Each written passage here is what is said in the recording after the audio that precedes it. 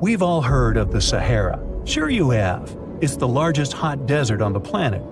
A sea of sand covering an area larger than the contiguous United States. But have you ever wondered what lies beneath the sand dunes? To answer this question, we must travel deep into the past of our blue planet. Up until some 6,000 years ago, the Sahara was grassland. Humans were around at this time, not me, spreading agriculture around the planet. In the north of Africa, the color green dominated. Plenty of rainfall meant that there were lakes, rivers, pastures, and even forests.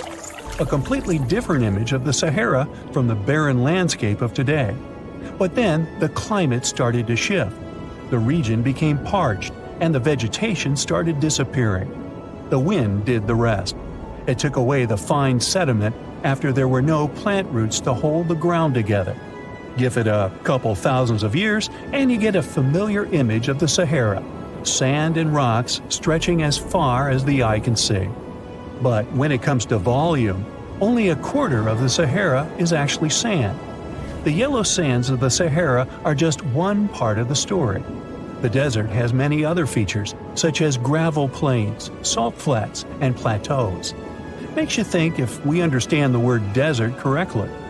For people who study such terrains, geologists, there is only one condition for defining a desert: precipitation. If an area gets little or no rain, then it's considered a desert. The Sahara certainly fits the bill.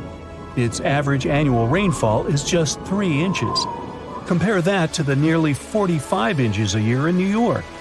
When we look at precipitation, this sandy desert is only the third largest in the world. Number 1 and 2 are Antarctica and the Arctic. They are larger than the Sahara by millions of square miles. It sounds odd, but there is more than one type of desert. The first two are polar deserts, while the Sahara is a subtropical desert. But the difference in air temperature are staggering. In Antarctica's interior, temperatures plummet to minus 76 degrees Fahrenheit. Compare that to the highest temperature on record in the Sahara of 136 degrees Fahrenheit. But this desert has a cool side. At night, the temperature is roughly the same as the average yearly temperature in Denmark. This hot and cold roller coaster makes it hard to choose the right outfit when venturing into the Sahara. And what about the sand? How deep is it actually? The depth varies between 70 and 140 feet. That's not too deep. If you put the Statue of Liberty in a tall dune, half of it would still stick out of the sand. Its vast amounts in the Sahara were created by aeolian processes. That's Greek for wind. Over time, it blows and shapes the surface of the earth. In dry areas with sparse vegetation, winds erode the ground much faster. That's what happened in North Africa. Under all that sand is the bedrock and cracked clay. If you started digging, you would find the same everywhere on the planet, with one important difference. There is some type of soil covering the bedrock. This is not the case in the Sahara. Because of the arid climate and a lack of vegetation, sand covers the ground below. Over the course of thousands of years, a lot of interesting finds ended up in the desert sand. For example, there are petrified tree trunks. These are essentially preserved prehistoric trees. They date back to the time when the region was lush green. In some places, the trees of this fossilized forest are at least 65 feet tall. The wood is so well preserved that you can still see the texture and knots. There are even fossilized pine cones. In 1992, scientists found glass fragments in eastern Sahara. These canary yellow glass shards were scattered across hundreds of miles. They didn't belong to an ancient civilization, although ancient Egyptians used them to make jewelry. In fact, the breastplate of King Tut had a beautiful scarab beetle centerpiece made from this desert glass. For a long time, scientists were puzzled about the true origins of these fragments. They finally concluded that the glass was around 29 million years old. It is an impact tape. If that sounds like it has something to do with the word impact, you are correct. These rocks are formed when a meteorite hits the surface of the Earth. This generates a lot of heat. Scientists estimate that the temperature needed to melt this mineral was close to 3,000 degrees Fahrenheit. Apart from the regular fine-grained sand, we also have melted sand in the Sahara. But the desert conceals other unlikely artifacts.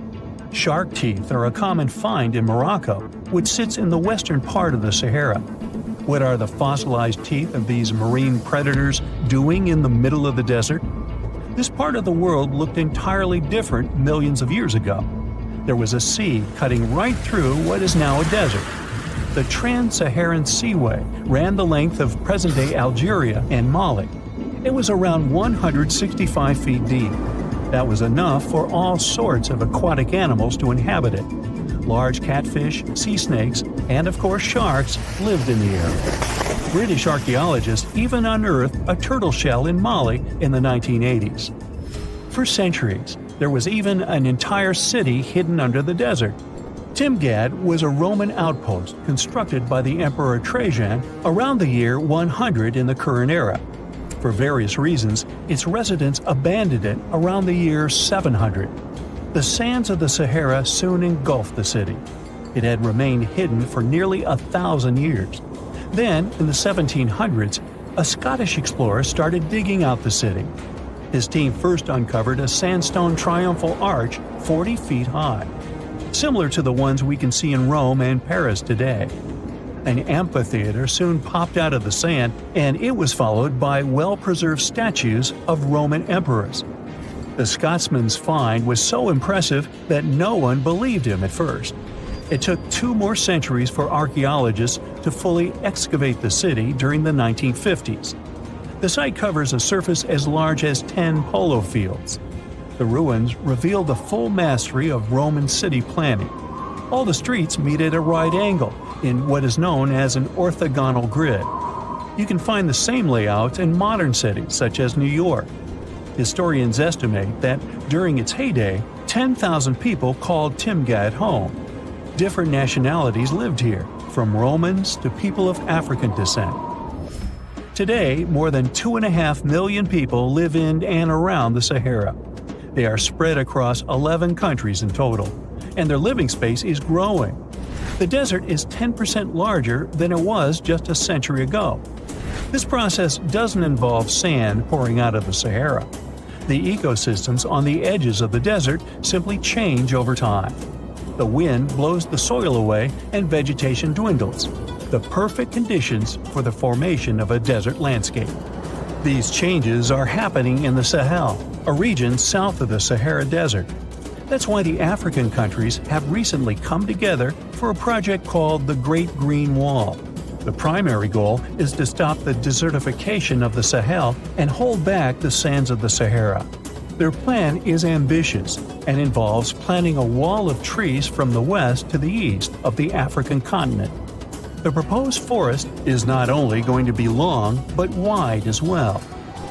The Sahara and the Sahel share a historic bond. Since antiquity, camel caravans have been making the journey from Africa's Mediterranean coast in the north to the savannas in the south. The golden age of this trade kicked off in the 9th century. The perilous journey took several months to complete. The route was 2.5 times longer than the length of the Grand Canyon. Explorers still find evidence of these ancient caravans hidden away under the sands of the Sahara. Most people know that pyramids were built as grand tombs for the pharaohs, designed to ensure they had a smooth journey to the afterlife. The Great Pyramid of Giza, for instance, was constructed for the pharaoh Khufu. But what most people don't know is that this whole pyramid building trend started right here with the step pyramid of Djoser about 4,700 years ago. This massive structure was built for Pharaoh Djoser, a ruler from Egypt's 3rd dynasty. It rises 7 layers high above the ground and stands about 200 feet tall. We think of it today as a phenomenal architectural project. But for ancient Egyptians, the step pyramid of Djoser turned out to be more like a massive experiment, a trial run, if you will, to perfect their building skills before they moved on to even more ambitious pyramids. Reaching new heights is super exciting, but the real mystery is what is going on below the ground. In this pyramid's underground labyrinth, there is a network of tunnels stretching about 3.5 miles long. And some researchers believe these tunnels might have been part of a sophisticated water system that could completely change what we think about pyramid construction. Let's talk about this massive complex located in Saqqara. Surrounding the pyramid, there's what's known as a dry moat, a continuous trench that is up to 164 feet wide and almost 2 miles long. It forms a sort of rectangular shape around the pyramid. This trench has an average depth of about 65 feet. Now, if you were to add up all the earth and rock they dug out to create this moat, it would be about 10 times the volume of the step pyramid itself. For the longest time, people just assumed this trench was nothing more than a huge quarry, a place where they dug up stone and clay to build the step pyramid. Makes sense, right? But when you take a closer look, it doesn't add up. The trench is too narrow and deep to be practical for mining, and its layout doesn't match anything we know about ancient Egyptian quarrying methods. Plus, some sections of the trench are actually covered with a rocky ceiling, which would have made it nearly impossible to use as a quarry. Another theory suggests that the dry moat had some kind of spiritual significance. Maybe it was a sacred place, where souls of nobles gathered to serve the late king in the afterlife. There are even niches in the walls that work as a hint at this spiritual function. But most researchers believe that this purpose likely developed much later, long after the complex was built for Djoser. So what was the moat really designed for? In 2020, a researcher came up with a pretty intriguing idea. It is possible that this trench was actually designed to collect and manage water, especially after heavy rainfalls. Now, that makes sense when you consider the location. The moat sits in an area that could easily have been flooded by runoff water from nearby plains. This could also explain why the trench wasn't used for new graves until much later when the climate became drier and less prone to flooding. The story becomes even more intriguing, as this trench appears to be part of a larger, more complex hydraulic system within the Djoser complex. It is like the trench has several compartments, carefully carved out of the rock and connected by tunnels. These compartments likely served as a part of a water treatment system, where water would flow from one compartment to the next, getting cleaner as it moved along. Now, here is where things start to tie into the pyramid itself. The Djoser complex has a series of underground shafts, and some researchers think that water from the moat's deep trench might have been used to power a hydraulic lift system, and this giant water-powered elevator could have been used to raise the heavy stones needed to build the pyramid. It worked like a volcano, but instead of lava, water did the heavy lifting. Imagine a big deep hole in the ground at the center of the pyramid site. Inside this hole, there was a huge wooden platform, kind of like a giant raft that could move up and down. When the workers wanted to lift a heavy stone, they would fill the hole with water. As the water rose, the wooden platform started to float up, carrying the stone with it, almost like a giant water-powered elevator. When the stone reached the right height, the workers slid it off the platform and onto the pyramid. The idea is that water from the deep trench, after being cleaned and filtered, would flow into these shafts.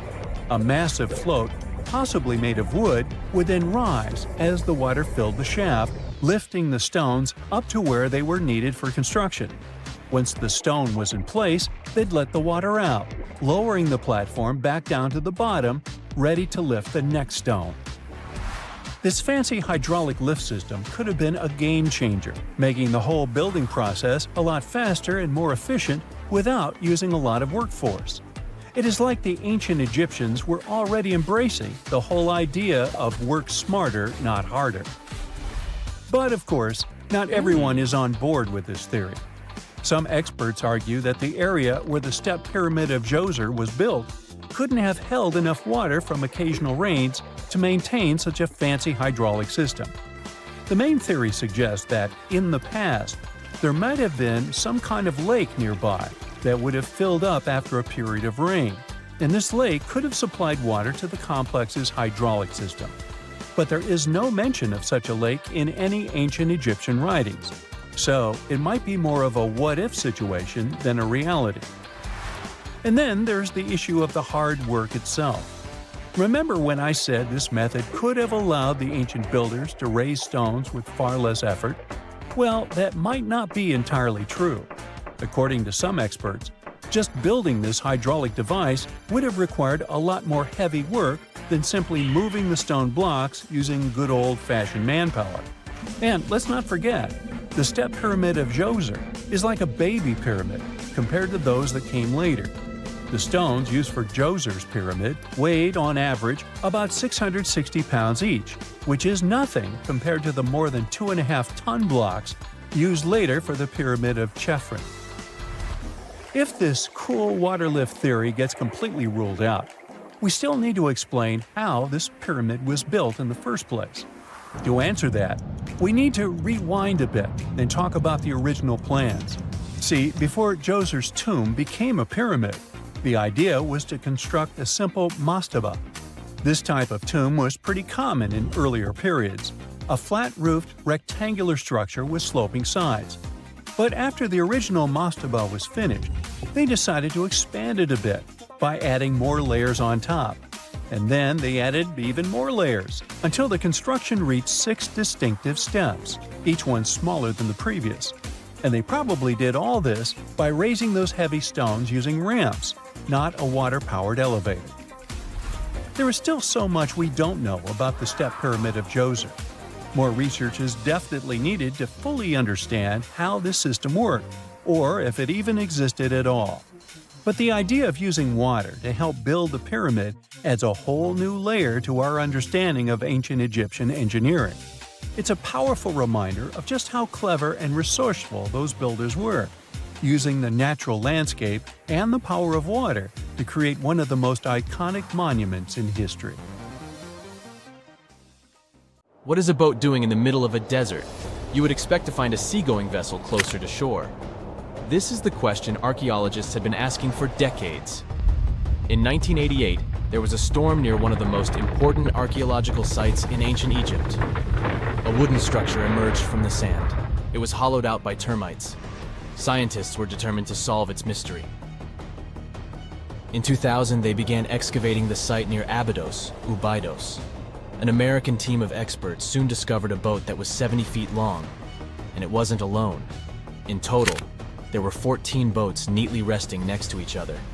It was impossible to completely dig out the boats because of their poor condition. Luckily, the wood was preserved enough to get a sample.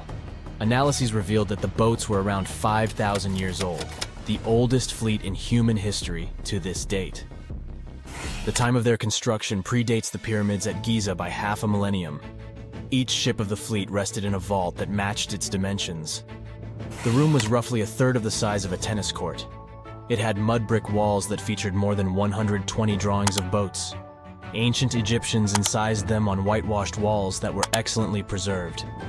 Scientists have known about these mysterious chambers for well over a century. 1901, 1902. A British archaeologist, Arthur Weigel, stumbled upon a strange structure west of the River Nile. His team caught a glimpse of the interior walls. Sadly, a section of the roof collapsed, so they had to call off further exploration. Researchers abandoned the site, but its location remained on the maps. The boat's position first led scientists to think that they rested on a bank of the mighty Nile. But there was a problem with this theory. Today, the river flows almost 7 miles west of Abydos. Further studies of the surrounding terrain showed the Nile didn't change its course throughout history. Also, if the boats floated near a dock, they would be in unstable positions. The 14 vessels at Abydos were perfectly parallel to each other. There was only one conclusion possible. Someone had deliberately placed them like that. They must have gone through a lot of effort. Each boat had enough room for up to 30 rowers. These vessels could really float. They weren't models, but scholars still don't know if they actually sailed any body of water in ancient Egypt. This doesn't diminish the importance of the find. Previously, archaeologists found only small-scale models. In King Tut's tomb alone, there were 35 boat models. For a long time, these figurines were the only clues as to how ancient Egyptian vessels looked like. The boat's design confirms that they were the real deal. They are the earliest surviving examples of something called built boats. Ancient people constructed primitive vessels by hollowing out large tree trunks. The alternative was reed that was tied together to form a raft. The boats at Abydos had planks tied together. This was a major breakthrough in shipbuilding. During their lifetime, the boats must have seemed impressive. Timber was a valuable commodity at the time. There was no wood in the desert. Cedar had to be imported from Lebanon. The only person who could afford such luxury was the pharaoh. Studying the area around the ancient fleet provided more answers. Scientists discovered a mud brick structure where Egyptians worshipped the pharaoh. Its approximate date of construction matches that of the wooden boats. The same bricks out of which this building was made were used to encase the fleet. At the time of their construction, the rooms they were stored in had a ceiling. That's the section that archaeologists stumbled upon in the early 20th century. Just like mummies and coffins, these marvelous ships rested inside splendid vaults. The exterior of these rooms was also impressive. The outer walls originally had a plaster of white limestone. It reflected sunlight. In the desert sun, the structure housing the boats must have shone from miles away. Ancient Egyptian builders used the same technique to cover the pyramids 500 years later. Today, their surface looks jagged, but it wasn't always like this. When they were constructed, the pyramids had a top layer of fine white limestone. Their surface was smooth and it gleamed in the sunlight. Instead of stairs, the outer layer of the pyramids was more of a sleek ramp. Archaeologists were left with one final question.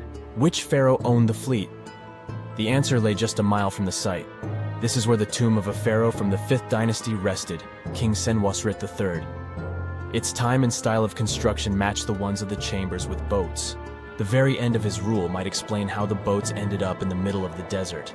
The pharaoh probably passed away in northern Egypt. Then his body was transported down the Nile to Abydos in a marvelous procession of decorated boats.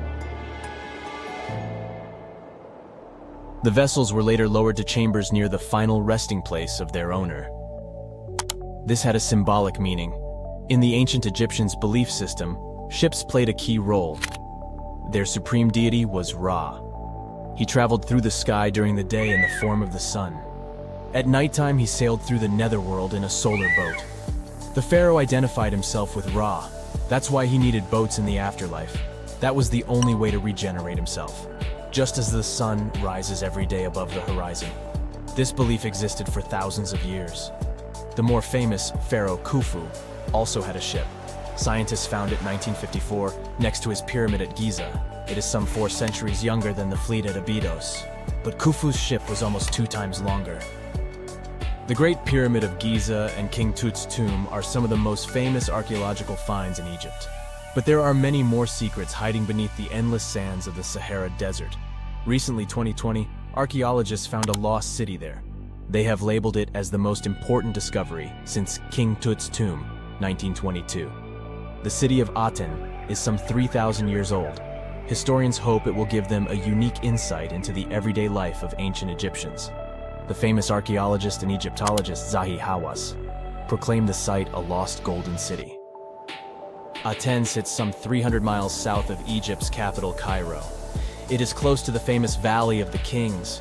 Archaeologists first found sections of mud brick walls that spread out in all directions. They discovered complete rooms with tools of everyday life inside. The research team unearthed a bakery, a residential neighborhood, and an administrative district. They all date back to the time when the Egyptian civilization was the wealthiest in its long history. They were also the first to make objects from iron. In 1911, scientists found a set of iron beads near a village in Lower Egypt, El Girza. These are the earliest known iron artifacts. The discovery is literally out of this world. Ancient people made them by beating into shape a piece of a meteorite. The 9 beads were once part of an ornate necklace. They are now blackened and corroded, which is perfectly normal for a piece of jewelry that is over 5,000 years old. They consist of an iron-nickel alloy. Researchers were impressed by the skill of ancient jewelers who processed the beads. Their craftsmanship is more impressive when you think that they didn't know the stellar origins of the material. The Great Pyramid of Giza also has a remarkable feature. An international research group investigated the electromagnetic response of the structure to radio waves. They found that the pyramid has the ability to concentrate electromagnetic energy inside it. This occurred inside its chambers as well as under the pyramid's base. It contains an underground, unfinished chamber. It seems that the electromagnetic response is connected with the properties of limestone, the Great Pyramid's main building material. The research results might have a practical application. The way solar cells and nanosensors function could be improved by this remarkable find. A comfortable abode with a gorgeous view of the Mediterranean Sea will serve as a perfect rain shelter. Well, this is what a real estate advertisement might have looked like for Neanderthals 100,000 years ago. Welcome to the weird and wonderful caves you could live in, or not. Of course, back then, neither real estate and advertising had been invented yet. Never mind the fact that Neanderthals couldn't build houses and often lived in caves. Yet, one of those caves looks an awful lot like a residential building. It's situated inside a high limestone cape called the Rock of Gibraltar. If the Neanderthals had had an economy, the caves inside this rock would have cost a bundle. Navigators discovered it in 1907. They just spotted a big hole inside the fortified rock. For many years, scientists have studied this place and found some traces of Neanderthals. They discovered ancient tools in the cave and bones of old animals. But the coolest thing was, they found 4 caves inside the rock. It was like a residential complex. Neanderthals lived alongside neighbors and helped each other hunt and fish. They created feather decorations and painted abstract drawings on the walls. Imagine our ancient predecessors hanging out in these caves 100,000 years ago. And now, scientists hang out there and study the primeval past of Neanderthals in detail. At the end of 2021, archaeologists uncovered a gap inside one of the caves leading to an unknown tunnel. They crawled through this hole and opened a new space under the cave roof. This place has been closed off from the outside world for over 40,000 years.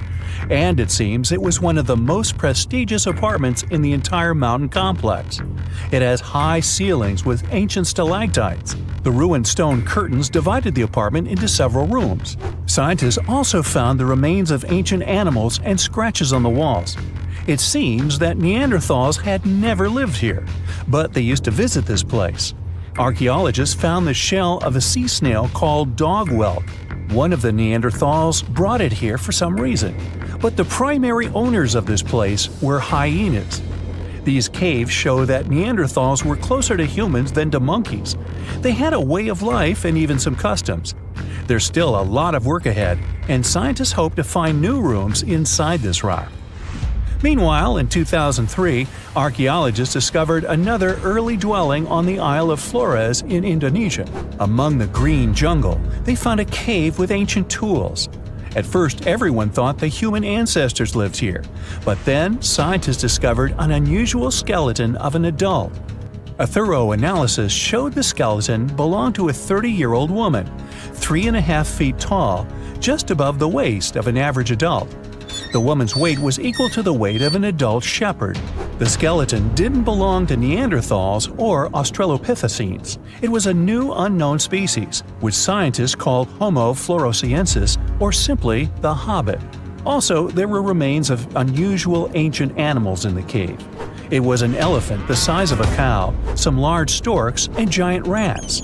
Archaeologists have found out that hobbits were not the owners of this place. The main inhabitants were the rats the size of a cat. Maybe they were fighting the hobbits.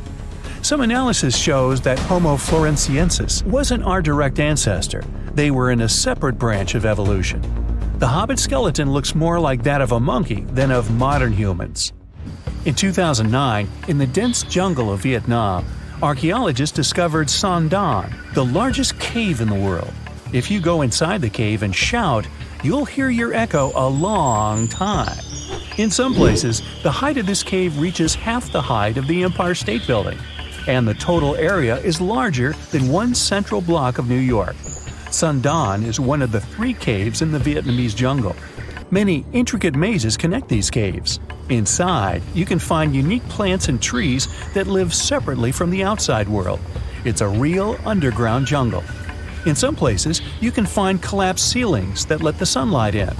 Besides unusual trees and plants, ancient stalactites hang there. Some limestone deposits are more than 450 million years old. They were here even before dinosaurs appeared. There are also many rivers in the cave. Rainwater coming down from holes in the ceiling has formed them. Fast streams resemble slides in a water park. They lead to unknown underground labyrinths. Scientists have studied only a small part of all these caves. The next unusual cave is in New Zealand. Hundreds of thousands of fireflies live inside. Each of them glows with a blue light. Together, they light up the cave. It may seem to you that you're on another planet, but you can't stay there for a long time. Special air measuring devices are everywhere. Scientists monitor the level of carbon dioxide necessary for the normal existence of fireflies. These insects are sensitive to the environment. If there are many people in the cave, or they stay there too long, the park staff will ask them to leave the place. It's like you're literally stealing oxygen from the fireflies. We've seen some pretty amazing caves so far, but how about a scary one? We're going to the desert of Yemen's Al Mara province. What we're looking for is not a cave, it's just a black hole in the ground, right in the middle of the desert. It's big, the size of a basketball court. It's not its size that could scare you, but what's inside. Scientists are still not sure what it is. From the depths of this black abyss, a disgusting smell of rotten eggs constantly comes out, and sometimes you can hear some strange, frightening sounds. The blackness of the giant hole in Yemen absorbs all the sun's rays, so you won't see what's there even with a powerful flashlight. People flew over this place by helicopter. They filmed using drones and the most powerful lenses, but they didn't catch anything except darkness. It looks like a big ink spot in the middle of golden sand. The locals are afraid to approach this place. They believe the cave leads to another dimension where evil creatures live. At the moment, the giant hole in Yemen is one of the most poorly studied and mysterious phenomenon of nature. How did it appear? How old is it? Where does it lead? Scientists are trying to find the answers to these questions. There are theories that the hole appeared because of construction work. Geologists drilled the soil nearby in search of minerals. It could have caused fluctuations in the Earth's crust and collapsed the surface. But no one can prove this theory, yet. And now, imagine a place where sunlight has not penetrated for more than 5 million years. There's little oxygen, and it's cold and damp. Still, life is born in this place, not only microbes and bacteria, but also something bigger. The living conditions in this cave are very different from the usual ones, so, in a sense, this cave is like another planet. It's the Movil Cave in the southeast of Romania, near the Black Sea. The entrance is a small hole in the ground. Inside, a tunnel leads deep below the surface. The levels of hydrogen sulfide and carbon dioxide are above normal inside the cave. The air here is half as much oxygen as on the surface. People can't be here without an oxygen mask, but other creatures living here can. The cave is home to 48 species of living organisms. 33 of them are unknown. Here you can meet some unusual insects, white snails and white spiders, millipedes with huge whiskers, transparent shrimp, and unique species of leeches. They all live here thanks to the little bacteria autotrophs. They absorb carbon dioxide and release food particles. Bacteria feed on it. Other larger organisms feed on these bacteria, and some bigger organisms eat those little ones. In the end, everyone gets food. In this cave, evolution has created a biological system separate from the rest of the world. Researchers have found almost 1,000 previously hidden Maya settlements in the tropical lowlands of what is now northern Guatemala.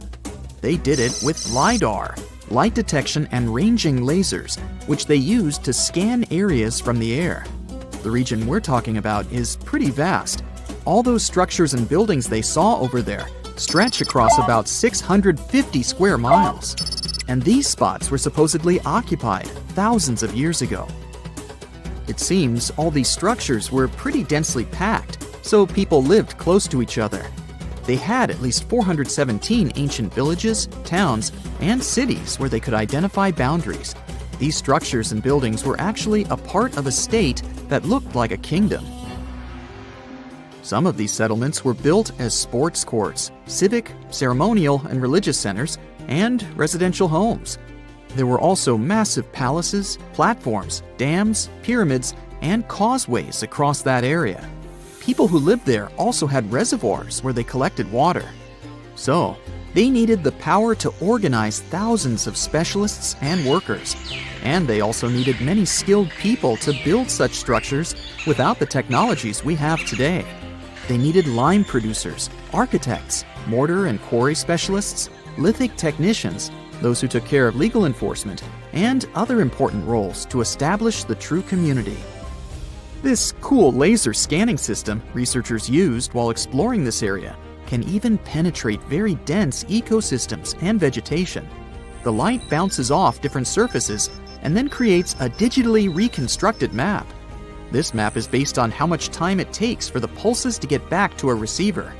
So, with this laser system, they discovered there were also lowlands for agriculture. So why exactly did the Maya settle in this region? It was a specific area.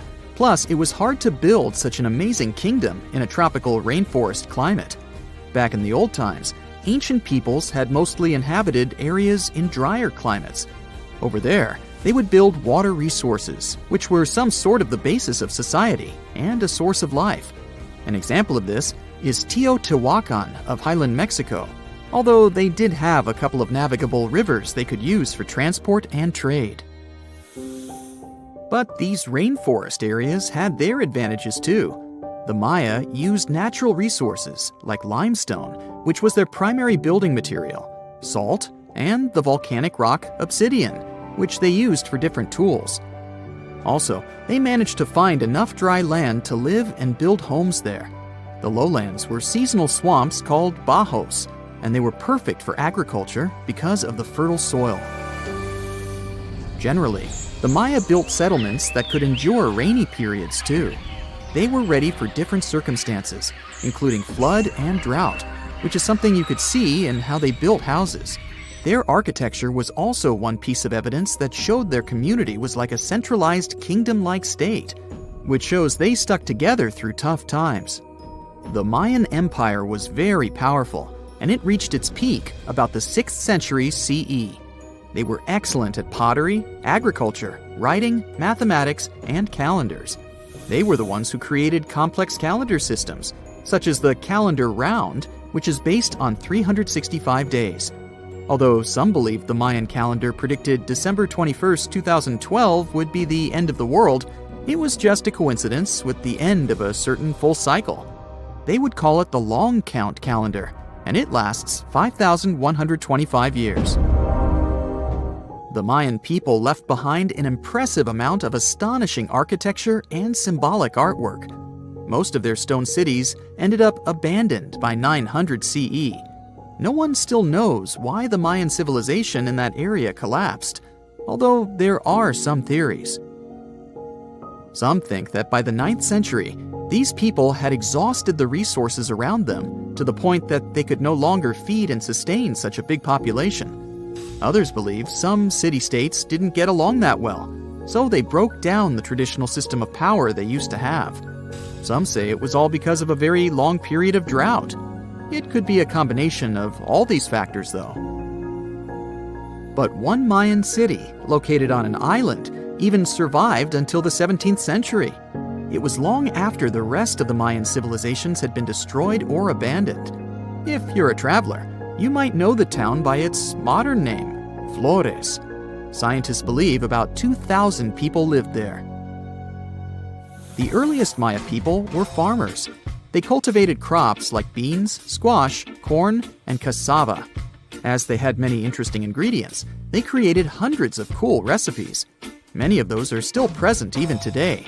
For example, in modern Mexican cooking.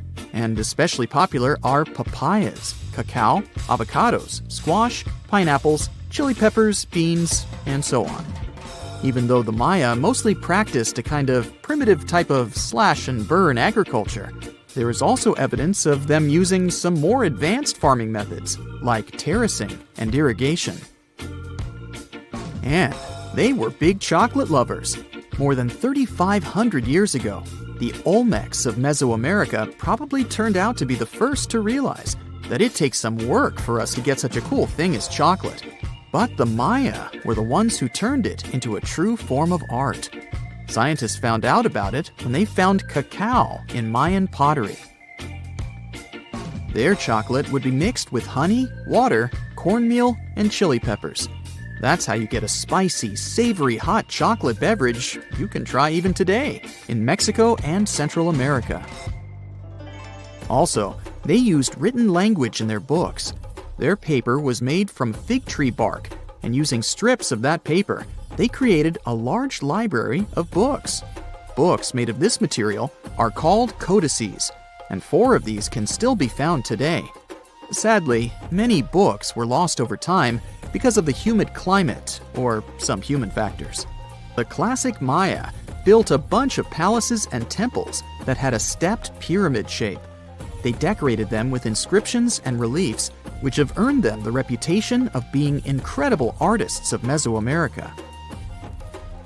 For the Mayans, flat foreheads were the most desirable thing on someone's face. They were generally really into aesthetics, and having a flat forehead was one of the main things where you could meet their highest aesthetic standard. They also liked to glam up their looks with makeup and clothing. Also, the Mayans were master tattoo artists. Actually, they were one of the first civilizations that started doing such forms of body art. They had a rich culture and believed in many things, such as fairies. Many civilizations across the globe believed in these mythical creatures, which had different names everywhere. The Mayans called those creatures aluxes. They would make sculptures of aluxes from wood or clay, take them to the forest, and hide in some secret spots. The Maya believed these sculptures would come to life during the night and take the role of guardians of their land, animals, and crops. The Maya believed caves were entrances that led to the underworld. You can even visit some of these caves if you like. For example, you can explore the jungles of Quintana Roo and Yucatan near Cancun. There are many spots where researchers found artifacts the Mayans had left behind. They were one of the first cultures that learned how to use rubber latex and make, for example, rubber balls for the many interesting games they had. They used natural latex and then probably mixed it with some other natural substances. That's how they came up with the bouncy balls they played with. They also built cool steam baths. The Maya had structures made from stone that looked like something we know today as bathtubs. Plus, they were building heated stone structures we know as sweat houses. Researchers found these in El Salvador and Guatemala, and they were previously hidden under volcanic ash. Here's a riddle. Which U.S. city is so loved that its name should be repeated twice? You guessed it, New York, New York. But the thing is, how much of New York do we really know? I'm talking about the city that lies under the city. Dare to join me on an underground tour of the Big Apple? Then grab a flashlight, it's about to get dark. We'll start in the heart of Manhattan, in the front of the Romanesque City Hall building. Believe it or not, beneath our feet lies New York's oldest subway station, known as the Old City Hall Station. It opened in 1904 on October 27th, a night of true celebration for New Yorkers. People were so excited, some of them spent the entire night riding the trains back and forth. Before this, urban dwellers moved around in carriages pulled by horses. No wonder the subway was such a hit. You might feel like a time traveler stepping inside the Old City Hall Station. The architecture is dazzling and one of a kind. They sure don't make subway stations like this one anymore. Fun fact, the Old City Hall Station would cost $6.2 million if it was built today. Back in the day, it had dozens of brass chandeliers hanging around. It was one of the few spots in town with functioning electricity. And oh, not to mention brand new multicolored tiled arches and stained glass ceilings you can still see today. Impressive, huh? If you decide to wander down the tracks, you might be in for a treat. Underground New York is as fascinating as the city above the ground. But one thing we usually take for granted is the behind the scenes of what the Big Apple needs to function. Down here, you might see one or two of New York's pneumatic mail tubes. These tubes were built back in the 1800s and they were operational up until the 1950s. They were responsible for distributing people's mail through different post offices. Letters flew at an impressive speed of 35 miles per hour. That's almost as fast as a professional runner. It sure sounds like a useful system. But I have to say, it feels weird imagining people's correspondence flying around 15 feet underground. Back to street level. We'll wander around fancy Lexington and Park Avenues. If you look up, you'll see the famous Waldorf Astoria 5-star hotel. Many celebrities have stayed there, including John Lennon and Yoko Ono, as well as presidents such as FDR. This is why the hotel used a secret infrastructure to sneak people inside and out. Under the building, a tunnel known as Track 61 connected the Waldorf Astoria to Grand Central Station. The track was deactivated in the late 70s, but some people say Andy Warhol threw a party there in the 80s. I bet that was something. For the next part of our visit, we'll have to take the subway uptown. We'll get off at 125th Street and find ourselves on the scenic waterfront of Riverside Park. Here, you'll find abandoned tracks of an old metro line. If you follow the tracks, you'll get to an underground graffiti gallery, aka the Freedom Tunnel. The tunnel is named after a graffiti artist from the 80s, who is commonly known as Freedom. While exploring these tunnels, we'll see over 40 graffiti pieces he painted over 15 years. There are spray paints of James Dean, Mona Lisa, and even a self-portrait of Freedom himself. Moving on, let's wander around the northern part of NYC for a bit. Walking in Van Cortlandt Park will feel like hiking upstate, but believe me, you're still in the city. Along the way, you'll encounter some big ventilation towers made of stone. These towers were once part of an old New York infrastructure. They make up the remains of what used to be the Croton Aqueduct. In the 1800s, the city's water supply flowed through a 41-mile-long underground tunnel, all the way from Croton River in upstate New York to Bryant Park in Midtown Manhattan. Oh yes, and I should probably tell you that Bryant Park wasn't a park. Instead, it hosted a colossal stone structure that looked pretty much like something ancient Egyptians would build. This 4-acre structure served as the city's water reservoir. It even had a pathway on top so that people could enjoy a nice afternoon stroll while looking at the reservoir's crystalline water. Now, all this exploring might have made you hungry, but don't worry, our next stop includes a yummy treat. We'll have to leave Manhattan and make our way to Brooklyn. In case you didn't know, New York City is made of 5 boroughs: Manhattan, Queens, Bronx, Staten Island, and Brooklyn. Crown Heights, that's our stop. Would you believe me if I told you that beneath these streets lie caves full of aging cheese? How very Parisian of them. To get down there, you'll have to make your way through a century-old building that now works as an office space. Maybe wave hello to all those hard-working people and disappear in one of the stairways that will take you 30 feet below the ground. You won't need a flashlight for this one. The caves are bright and renovated and can hold up to 22,000 pounds of cheese. But hey, it might stink. That's the main reason cheesemakers decided to use underground tunnels to age cheese in the first place. After a bite or two of some delicious cheese, let's keep going. While still in Brooklyn, you might see tons of locals enjoying a sunny day in the McCarran Park pool. This pool is a huge attraction, being 3 times the size of an Olympic pool.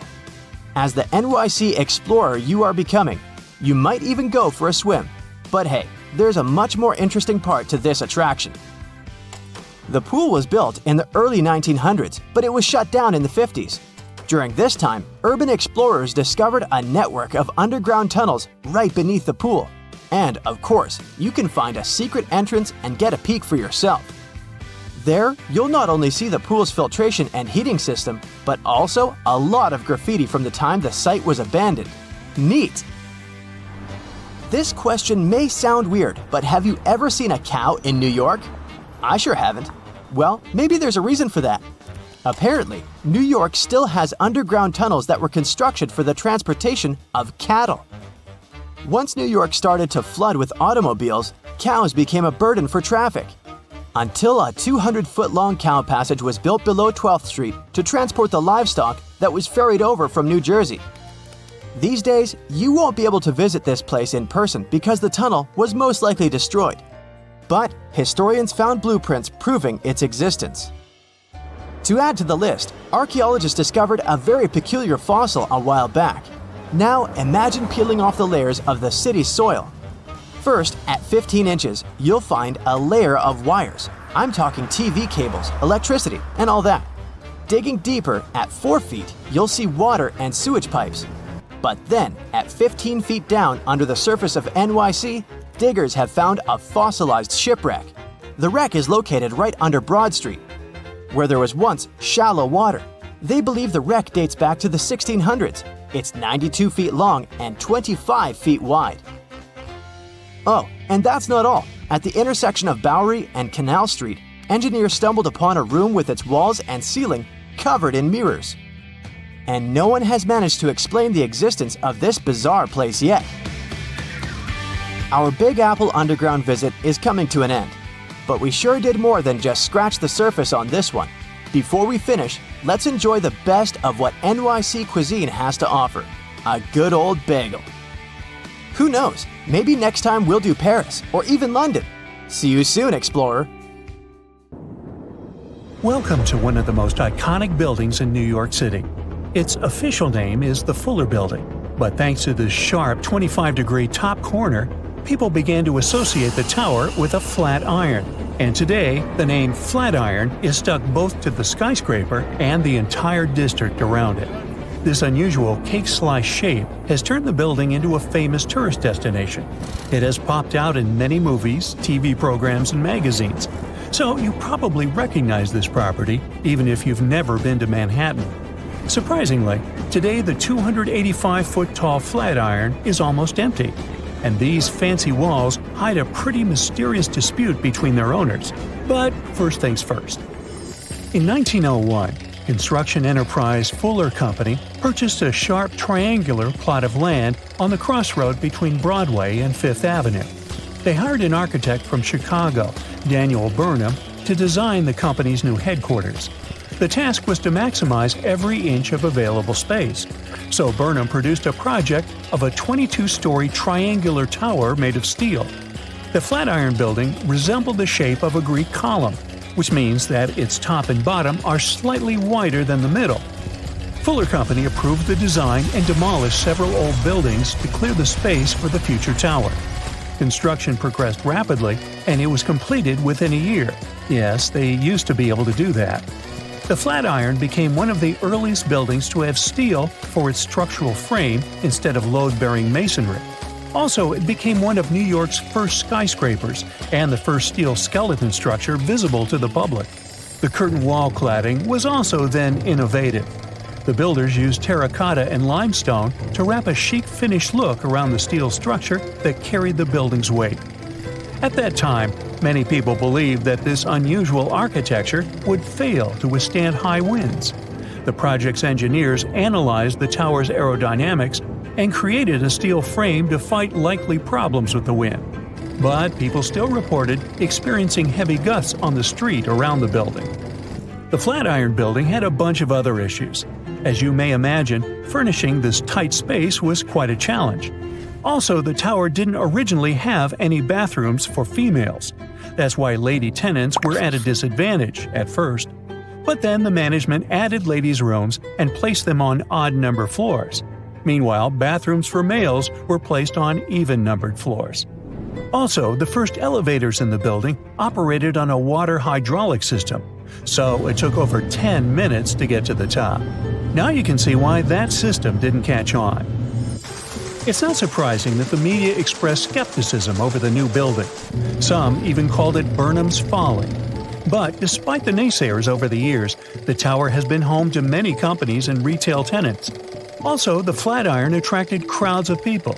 Gradually, it became a frequent sight in paintings and postcards, and turned into one of the most popular symbols of New York City itself.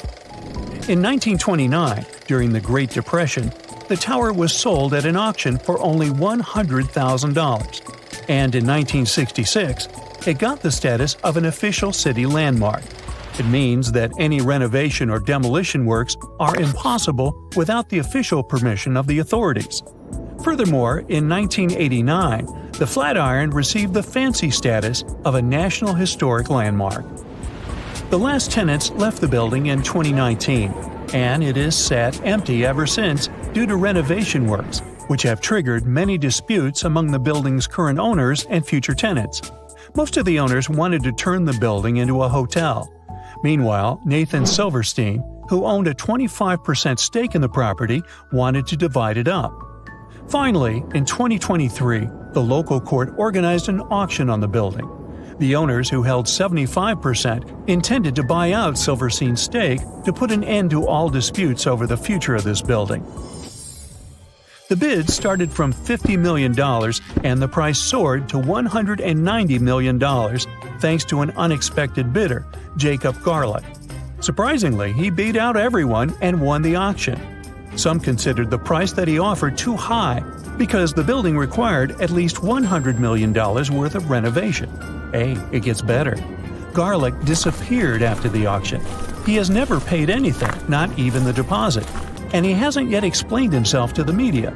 So for now, Garlick's location and intention remains unknown.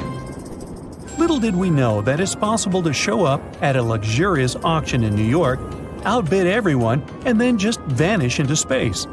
Well, according to some experts from the real estate world, it's a very weird situation for a building auction. Usually the bidders are asked to prove their funds in advance. Some people suspect that Silverstein asked Garlick to attend the auction on purpose, so that he could boost the price and earn more money. But Silverstein claimed that his relationship with Garlick had been distant. On May 20th, the second auction took place. Garlick was absent, but a coalition of syndicates and previous owners won the bid and acquired the Flatiron for $101 million. They haven't yet announced any plans, so today the future of the Flatiron remains uncertain. The age of the Flatiron building is only around 121 years, but this famous and beloved symbol of New York has survived so many chapters, from challenging traditional architecture to surviving multiple crises, including the Great Depression. So, chances are that this iconic tower will surprise us in the future. Oh, by the way, the Flatiron is not the only skyscraper with issues in New York City. Here's the famous half-built Leaning Tower of Manhattan. A 670-foot skyscraper is located at the corner of South Street and Maiden Lane on the East River. The tower was to host 80 super fancy condos to sell for up to $7 million each. The developer also planned to offer yacht services to the tenants. A pre-sale of this luxurious but unfinished project was launched in 2018.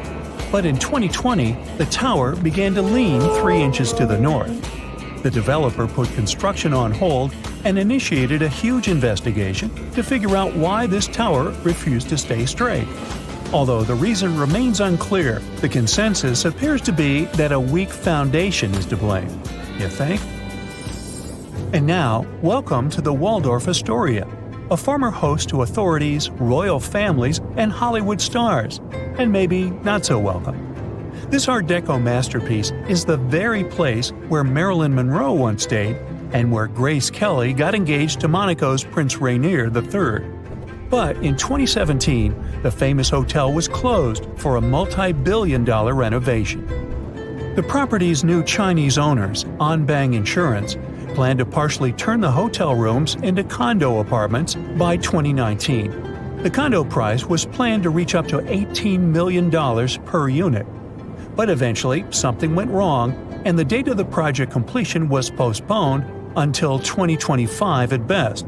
Although, according to the media, the renovation might have already cost around $2 billion. Some insiders mention poor coordination within the project caused by the dismissal of its American director. They also blame the property's new owner, Dagia Insurance Group, which took over the project after the chairman of Anbang was sent to prison for fraud in 2018. To date, the future of the Waldorf Astoria remains unclear.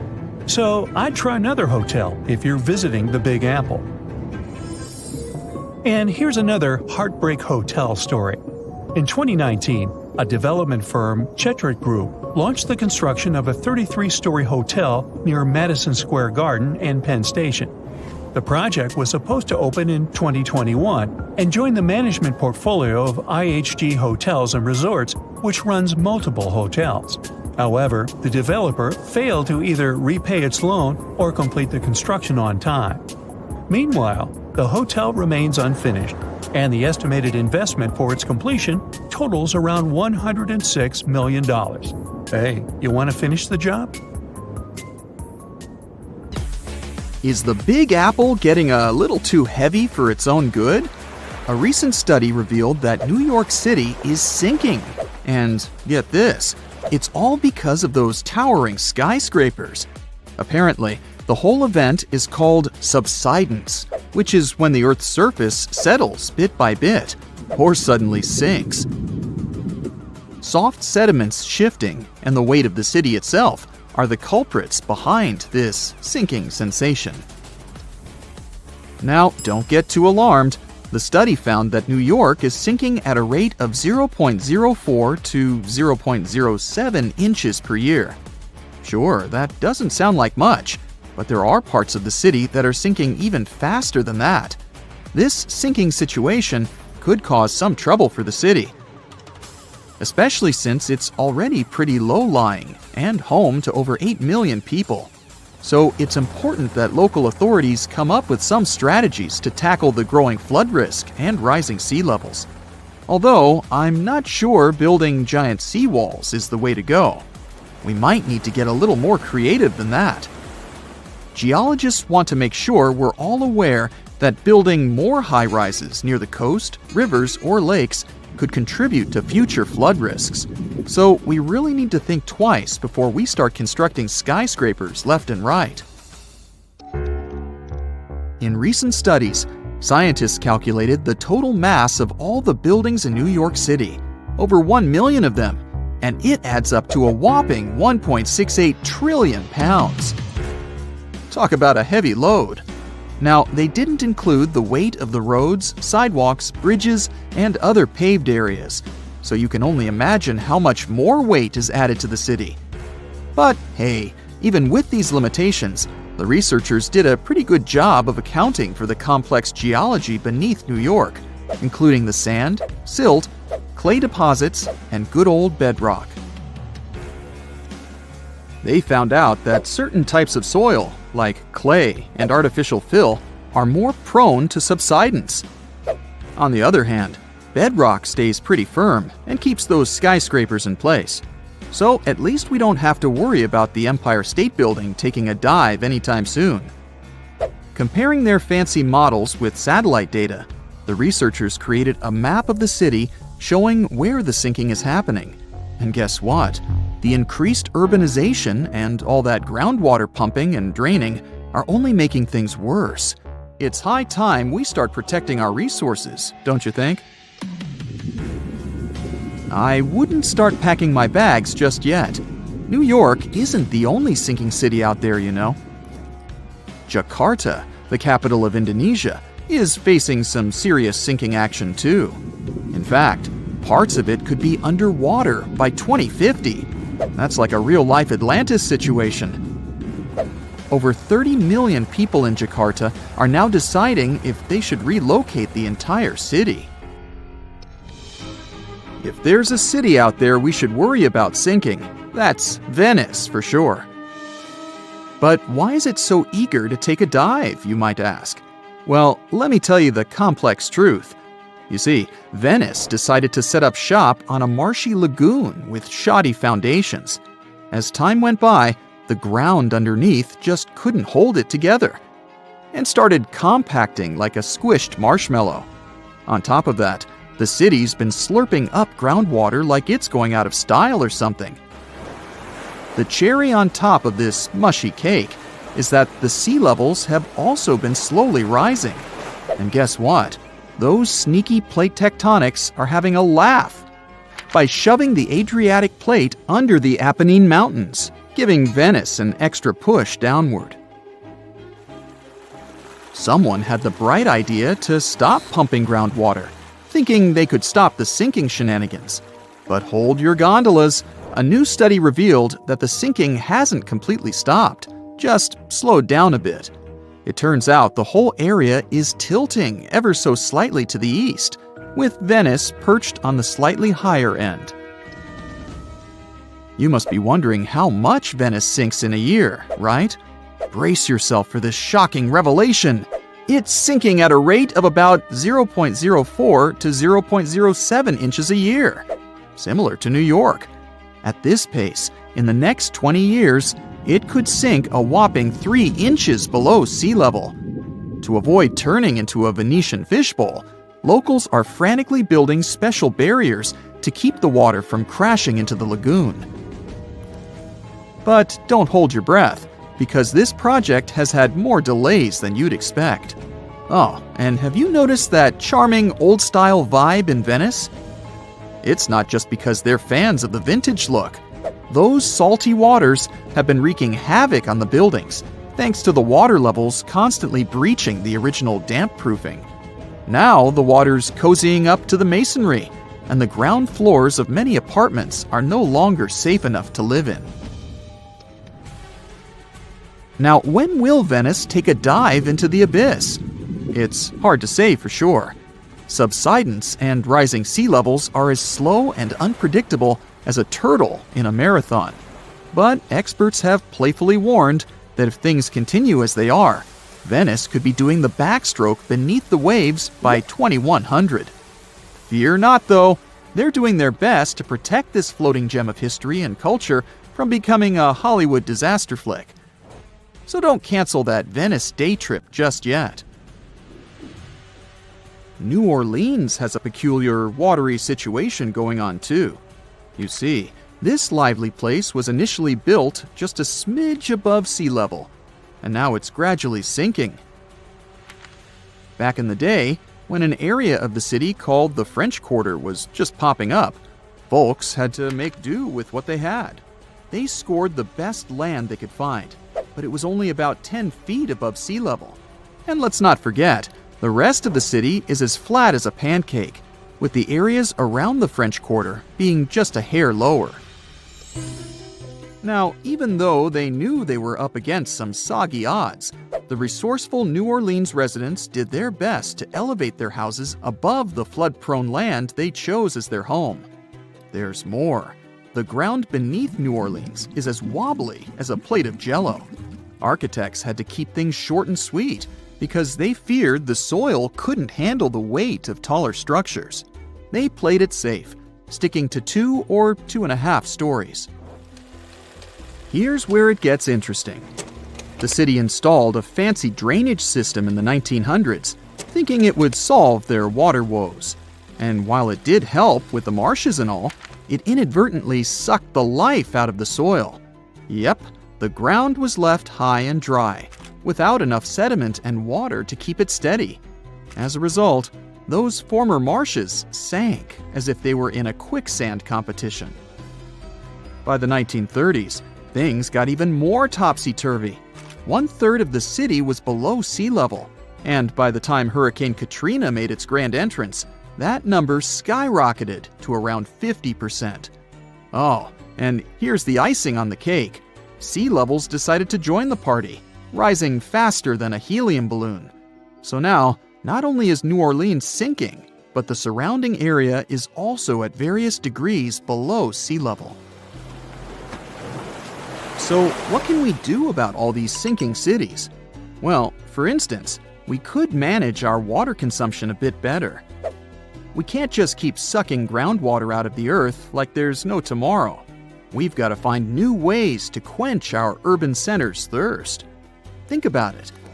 We could purify surface waters, or even turn salty seawater into a sweet solution. Of course, we'll need a boatload of energy to make it all work. Speaking of great urban water management, let me tell you about a town in Denmark called Nye. These guys have got it all figured out. They collect rainwater and use it to supply their toilets and washing machines. Talk about resourcefulness. Now that's what I call a splash of genius.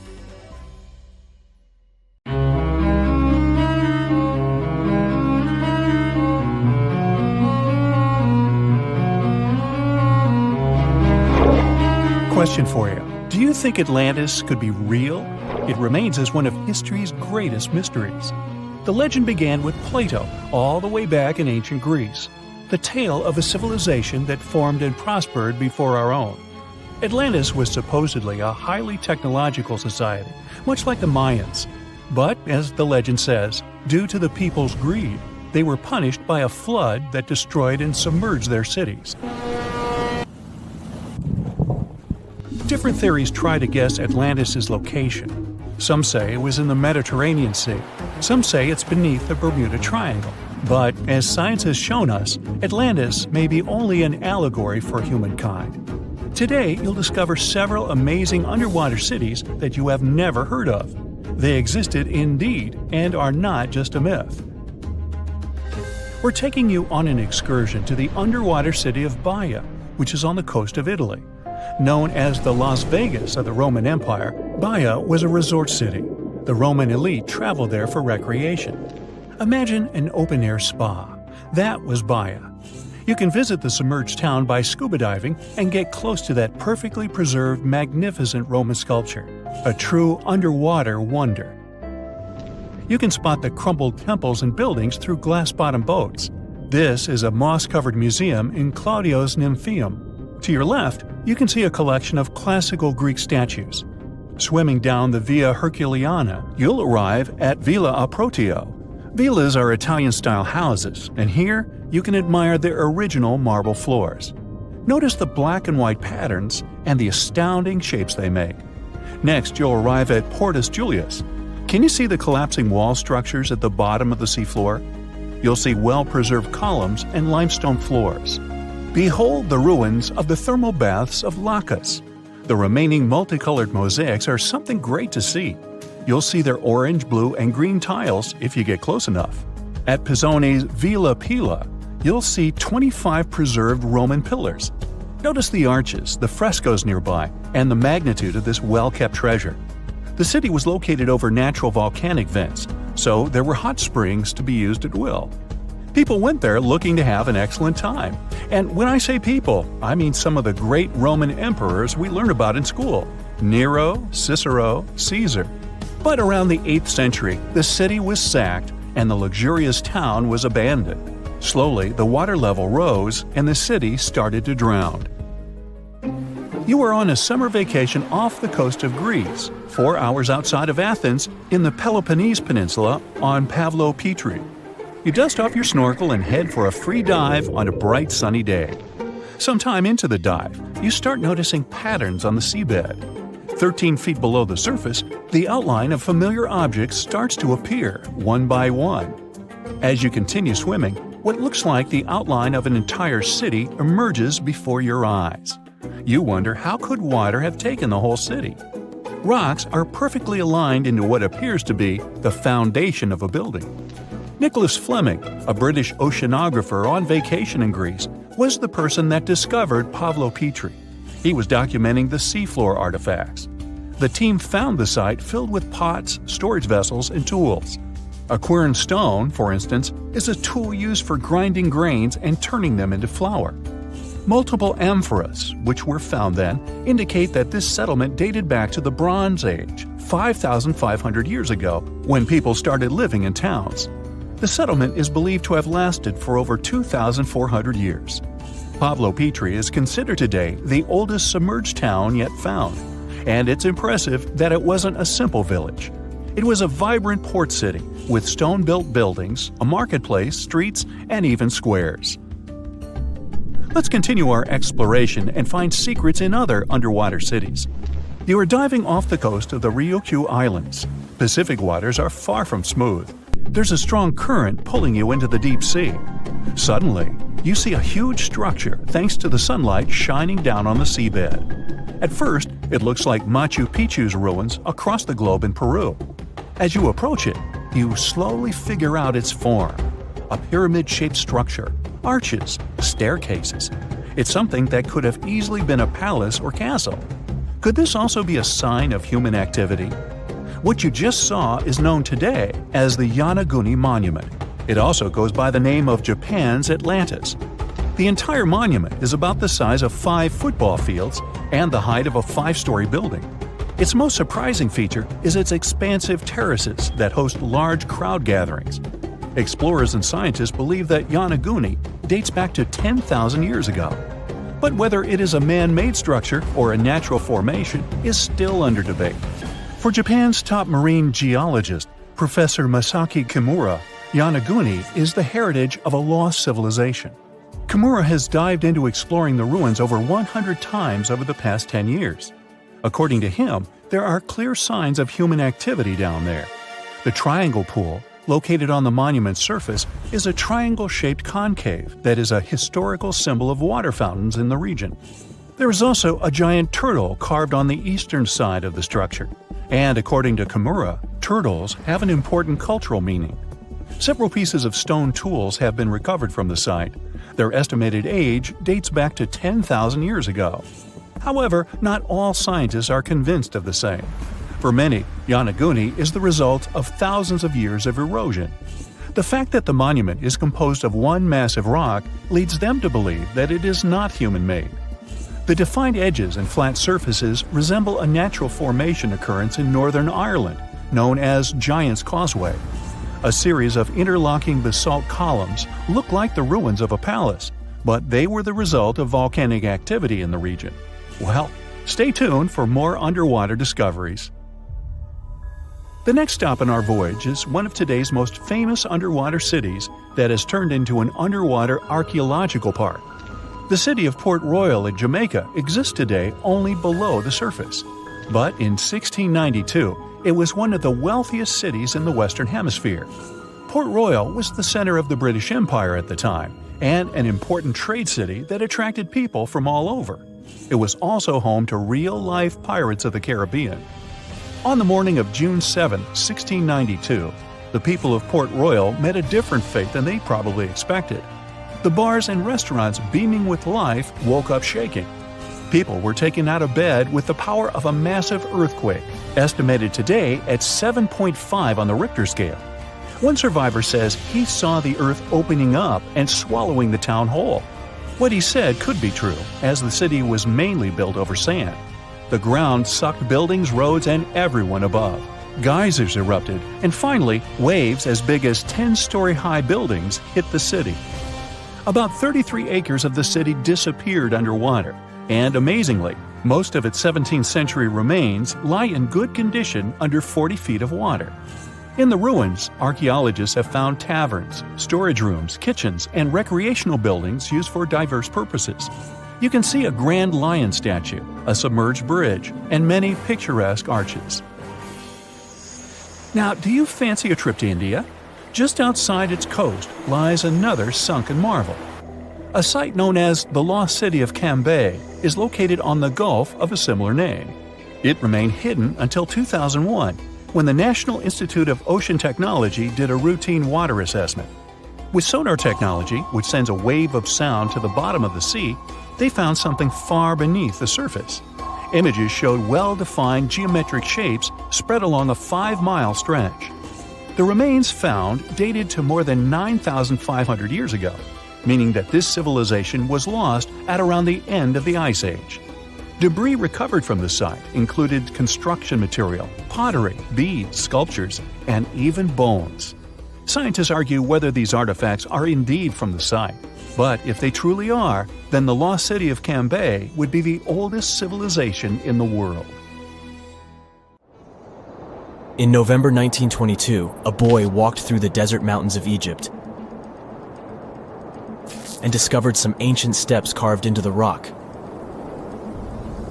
Subsequently, this find became one of the world's largest and most significant archaeological discoveries. This step was part of Tutankhamun's untouched tomb. Archaeologists found about 5,000 ancient objects, including jewelry, fabrics, painted vases, and funeral masks. You've probably seen one of them. It has become one of the most recognizable attributes of ancient Egypt. More than 100 years have passed since then, and now humanity has finally become close to another large-scale discovery, the tomb of Cleopatra. This queen was the last active ruler of the Ptolemaic kingdom of Egypt, who sat on the throne from 51 to 30 BCE. There are many ancient records about Cleopatra, her reign, and her unusual personality, but until now, no one has discovered the secrets about her passing away in the burial place. So, one archaeologist, Dr. Kathleen Martinez, has been studying ancient records and temples around Alexandria for decades and concluded that the tomb of the queen should be located under the ancient city of Taposiris Magna, founded in 280 BCE. It was a big city on the northern coast of Egypt where tens of thousands of people were engaged in trade and industry, and it seems that Dr. Martinez's guesses turned out to be correct. She and a group of archaeologists have discovered a secret underground tunnel near Alexandria with a length of about 0.8 miles. It was cut into the rock under Taposiris Magna's temple. During further excavations, they found many things that indicate Cleopatra's tomb lies in the tunnel's depths. It's also possible that she is buried there together with the Roman commander, Mark Antony. According to ancient records, Cleopatra and Mark Antony loved each other and together opposed the Roman Senate, which declared Antony a traitor. The fact that natural disasters have occurred on the territory of Taposiris Magna for thousands of years can complicate the excavations. Earthquakes and floods destroyed the city and possibly flooded its underground tunnels. But archaeologists hope the ancient tomb remains untouched, and that it hides many treasures and records about the royal life of ancient Egypt during the reign of the last dynasty. There's a chance that excavations will go underwater and in the mud. This will require much time and funding, but archaeologists are sure it's worth it. Anyway, it's too early to say that Cleopatra is really buried there, but scientists have found many things in the tunnel that confirm this, including clay pots, dozens of coins with the image of Cleopatra and Alexander the Great, as well as a bust with the image of the Egyptian queen. Cleopatra is still one of the most popular personalities in Egypt, on an equal footing with Ramesses III and Tutankhamun. She inspired many films, paintings, and books, but what made her so popular? She became famous for her inconsistency.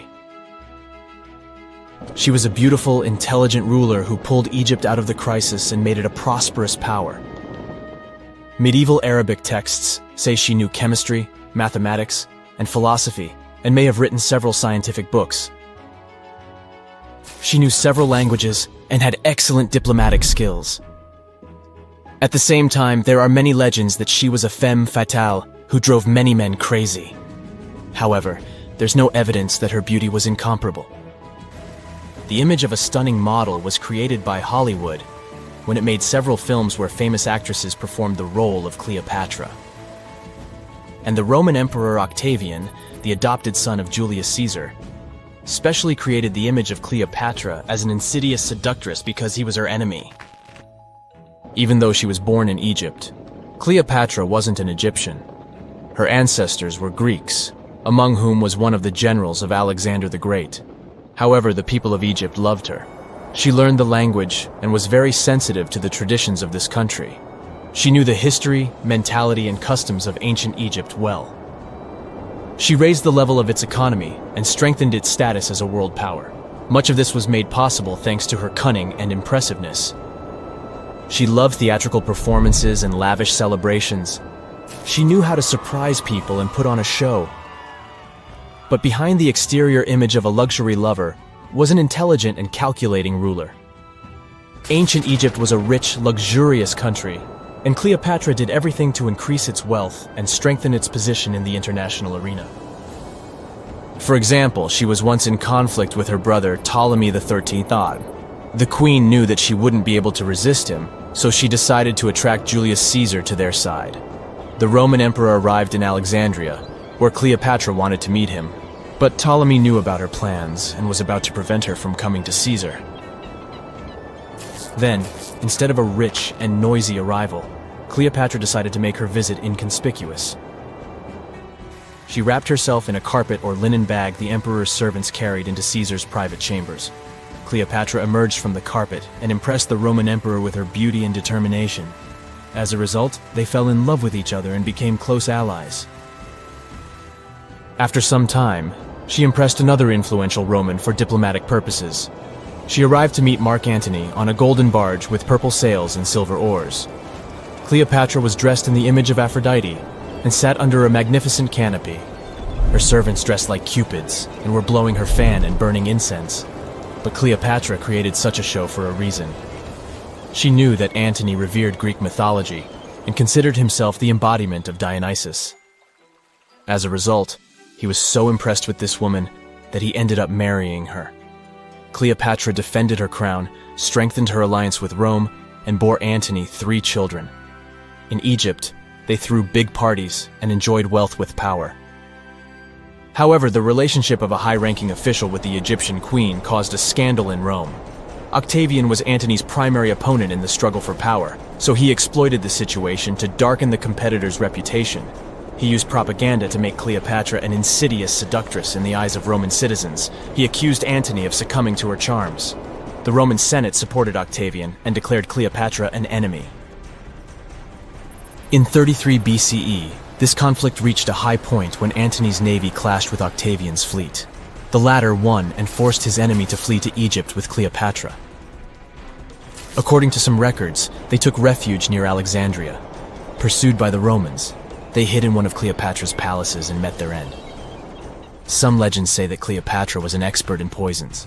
She provoked a venomous snake, a viper or an Egyptian cobra, to bite her. Also, according to another legend, she pricked herself with a poisonous needle. There's a theory that Cleopatra always carried an ampule with poison inside her hairbrush. And when she was cornered, she soaked the needle with this poison and pricked herself. None of this can be said for sure. Scientists are still trying to find out the truth. Perhaps when they reach Cleopatra's tomb, the world will get more answers about her tragic fate. She is considered the last ruler of Egypt. After her passing, Octavian plundered her palaces and temples and returned to Rome, where he became the main emperor. He successfully ruled the country and expanded its borders. His reign ended when he turned 75. World history would have looked different if Cleopatra and Mark Antony hadn't lost that naval battle. By the way, did you know that more time has passed between Cleopatra's reign and Neil Armstrong's flight to the moon than between the reign of the Egyptian queen and the construction of the Great Pyramid of Giza? Armstrong took a step on the Earth satellite in 1969, 38 years after the birth of Cleopatra. And the construction of the pyramid took place in 2560 BCE. Imagine how long the history of ancient Egypt is. Cleopatra is closer to us in time than to the pyramids. Well, there you are. The sun is scorching, you're thirsty. All you can think about is water and ancient bones under your feet. You're wandering through the Sahara, the largest hot desert on Earth. Right now, you're crossing a stretch of sand called Whale Valley. And all over these 75 square miles of land, fossils cover the ground so thickly that you can't help but step on them. Paleontologist Hesham Salam says it's an unusual picture in this place. The bones are poking right out of the cliffs, as if they're calling to you to come check them out. You can spot ribs scattered all over the place. Look at these vertebrae. They're giant. Ooh, the creature they once belonged to must have been up to 65 feet long. The fossils show that the animal had a streamlined body like today's whale, but still had features like hind legs and feet. For scientists, it means a very exciting thing. They might have discovered a fully intact skeleton of a prehistoric whale. It was an animal that lived in this area when Egypt was underwater. You see, today, the Valley of the Whales is the world's largest ancient whale graveyard. You're likely wondering what marine animals are doing in a desert more than 100 miles away from the nearest coast. Well, millions of years ago, this desert was at the bottom of a massive ocean called the Tethys, which stretched from Europe to India. When sea levels dropped, the ocean left behind a seabed covered with fossils. And today, the fossils of some of the earliest known whales rest here, which gives researchers a peek into how today's massive ocean whales may have evolved. The fossils here are super detailed, even with some stomach contents still intact. Uh-oh. Scientists have also found fossils of ancient sharks, crocodiles, and turtles, helping to recreate what this marine world looked like millions of years ago. Now, the first whale bones were discovered in 1902, but it wasn't until the 1980s that people really started to explore the area, only when access to this area became better. Sadly, some fossils had been taken away by collectors before the site turned into a protected area. Most of the fossils are just under the surface, slowly revealed by erosion. Whale Valley gives us an amazing glimpse into millions of years of ancient coastal marine life. But let's move further. Ancient whale fossils aren't the only discovery you're going to make today. For over 150 years, scientists have been puzzled by a strange creature that lived millions of years ago. But now, thanks to some amazing fossils found in Morocco, they've finally figured it out. Look at them. These creatures are called blah blah blah. Nah, I'm kidding. Stylophorans. They look like flattened armor with a long arm sticking out. Researchers discovered these creatures in 2014 and were shocked. The fossils dated back around 478 million years. They found around 450 specimens, and to their surprise, some even had soft tissues preserved, which is super rare. Before this, they only knew stylophorans from their hard parts. Originally, scientists thought these creatures were good old echinoderms, animals like sea urchins and starfish. But new discoveries prove that they had a core body and feeding arm, similar to modern starfish, complete with a water vascular system to help them move and eat. This finding ends a long debate about where stylophorans fit in the animal family tree.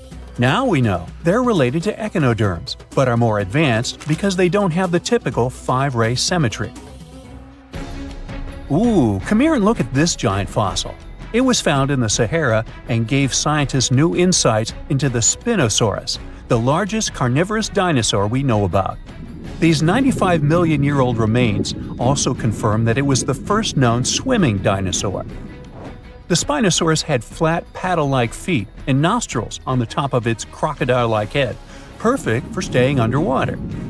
It was a pretty weird dinosaur with a long neck, trunk, tail, and a 7-foot sail on its back, so it must have spent a lot of time in the water. At over 50 feet long, Spinosaurus might have been even larger than T-Rex. The first Spinosaurus remains were discovered about 100 years ago in Egypt. But only this new fossil, found in Morocco, helped scientists reconstruct this dinosaur for the first time. Researchers paid attention to the creature's shorter hind limbs and wide claws. These features point to adaptations for life in the water. Its snout and dense bones also suggest it was a swimmer, while its spiked tail likely attracted mates. Hey, good looking, come here often? And here's another astonishing find made in Tunisia, the remains of Machimosaurus rex. Now, so far it's believed to be the biggest crocodile ever. This ancient croc was about 32 feet long and weighed around 66,000 pounds. It was a top predator around 130 million years ago, and its skull was over 5 feet long. Now, this discovery is a big deal because it shows that these crocs stuck around longer than we thought. Before this, scientists believed that they disappeared during a minor extinction event between the Jurassic and Cretaceous periods. Now, let's go back to the fact that the Sahara was once underwater, and some of the largest sea creatures ever lived there. A study published in the Bulletin of the American Museum of Natural History speaks about an ancient body of water called the Trans-Saharan Seaway. It existed between 150 million years ago, covering parts of Western Africa. Scientists spent 2 decades trying to recreate this prehistoric underwater world. They found it was warm and shallow, home to some pretty terrifying creatures, including 5-foot-long catfish and 40-foot-long sea snakes. Yikes! The seaway was cut off from larger oceans for long stretches, which may have helped these predators grow larger because resources were always available. It's a classic case of evolution at work, leading to what scientists call gigantism in isolated environments. But all that water didn't just disappear with no trace. Under the sands of the Sahara, scientists have discovered a massive ancient lake, which they're calling a mega-lake. Makes sense? This lake formed around 250,000 years ago when the Nile River flooded the eastern Sahara. At its biggest, this lake covered over 42,000 square miles. It's about half as big as Kansas. They also found evidence of a smaller lake, 93 miles west of the Nile at a slightly lower level and covering 18,600 square miles. All of this adds to growing evidence that once, North Africa had many lakes that might have created migration routes, helping early humans move across the continent. Now, in the Sahara, you can find not only fossils of bizarre animals. In May 2020, some weird rocks with greenish crystals were discovered in a sandy region in southern Algeria's Sahara Desert. When scientists checked them out, they found out these rocks weren't from Earth. They were actually pieces of a meteorite called Erg-Chek 002. This meteorite is super old, like the oldest volcanic rock ever found. It melted ages ago in the fiery heart of an ancient protoplanet that no longer exists. Researchers had recently published a study in Nature Communications, revealing that they have analyzed lead and uranium isotopes in Erg-Chek 002 and found out it's more than 4.5 billion years old. Another cool discovery made in the Sahara is quite unexpected. A few years ago, scientists found what they think are the world's oldest colors, and they're bright pink.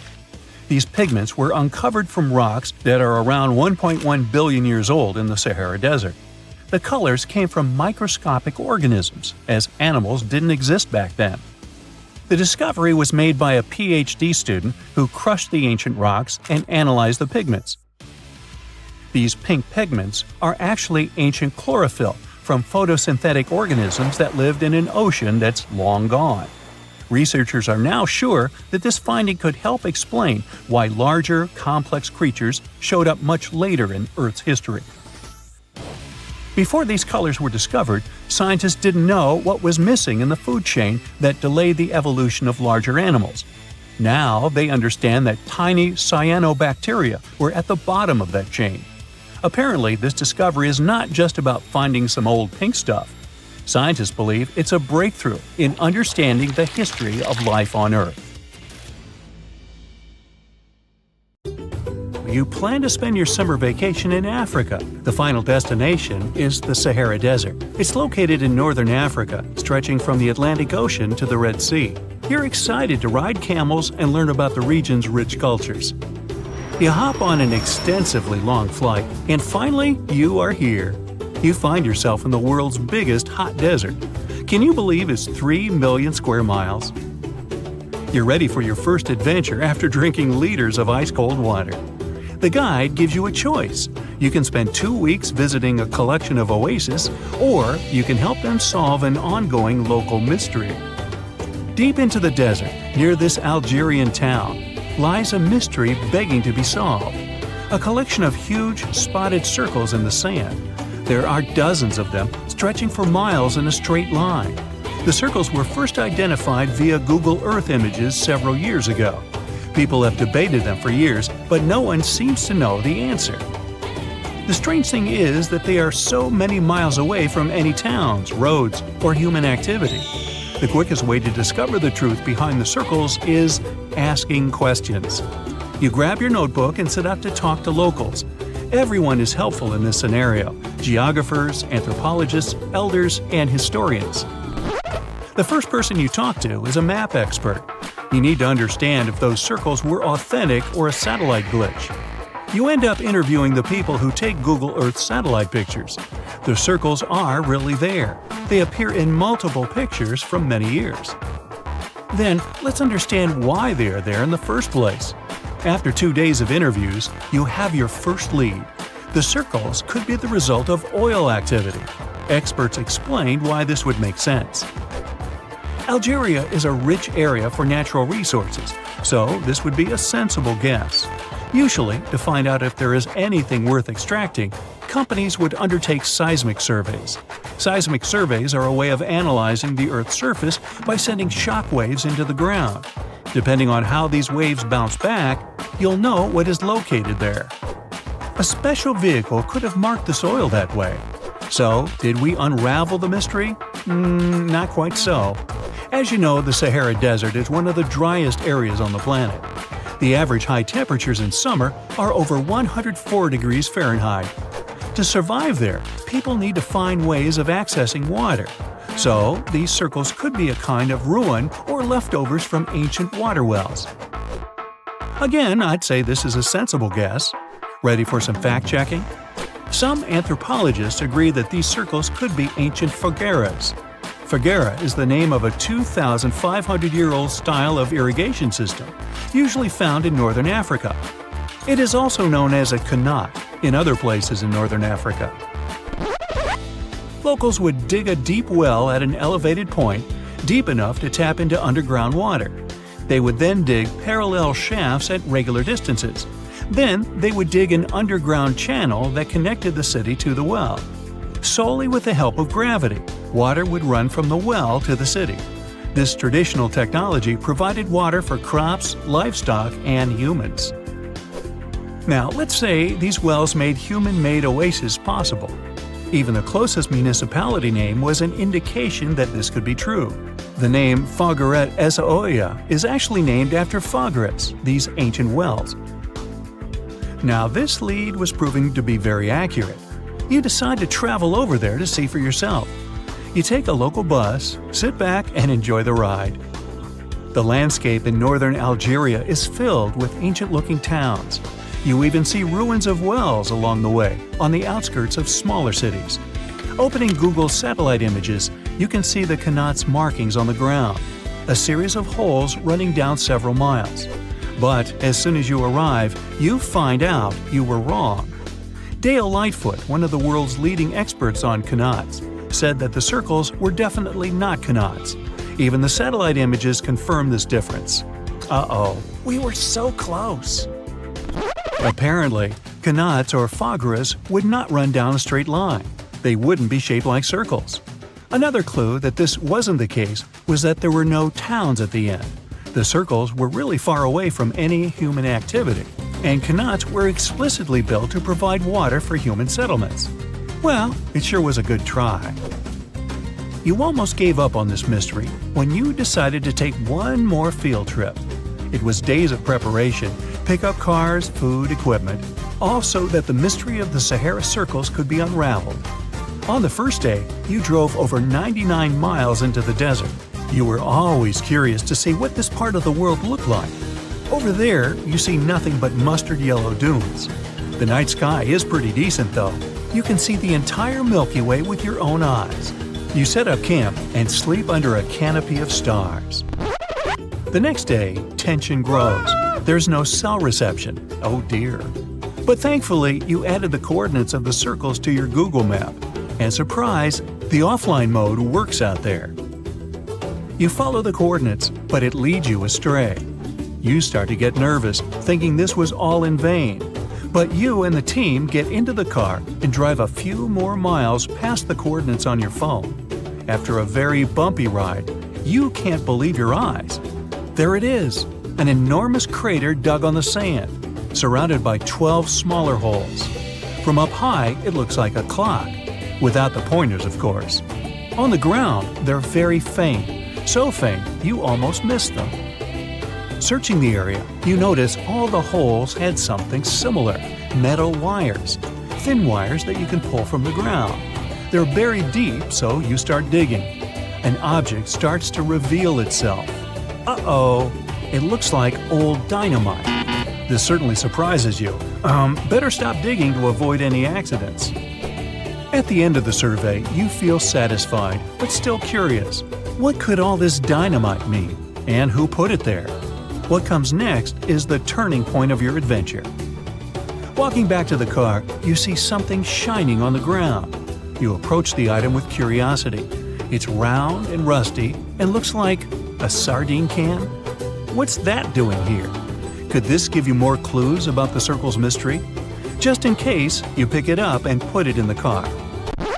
Back in the city, the puzzle pieces start to reveal the story behind the Sahara circles.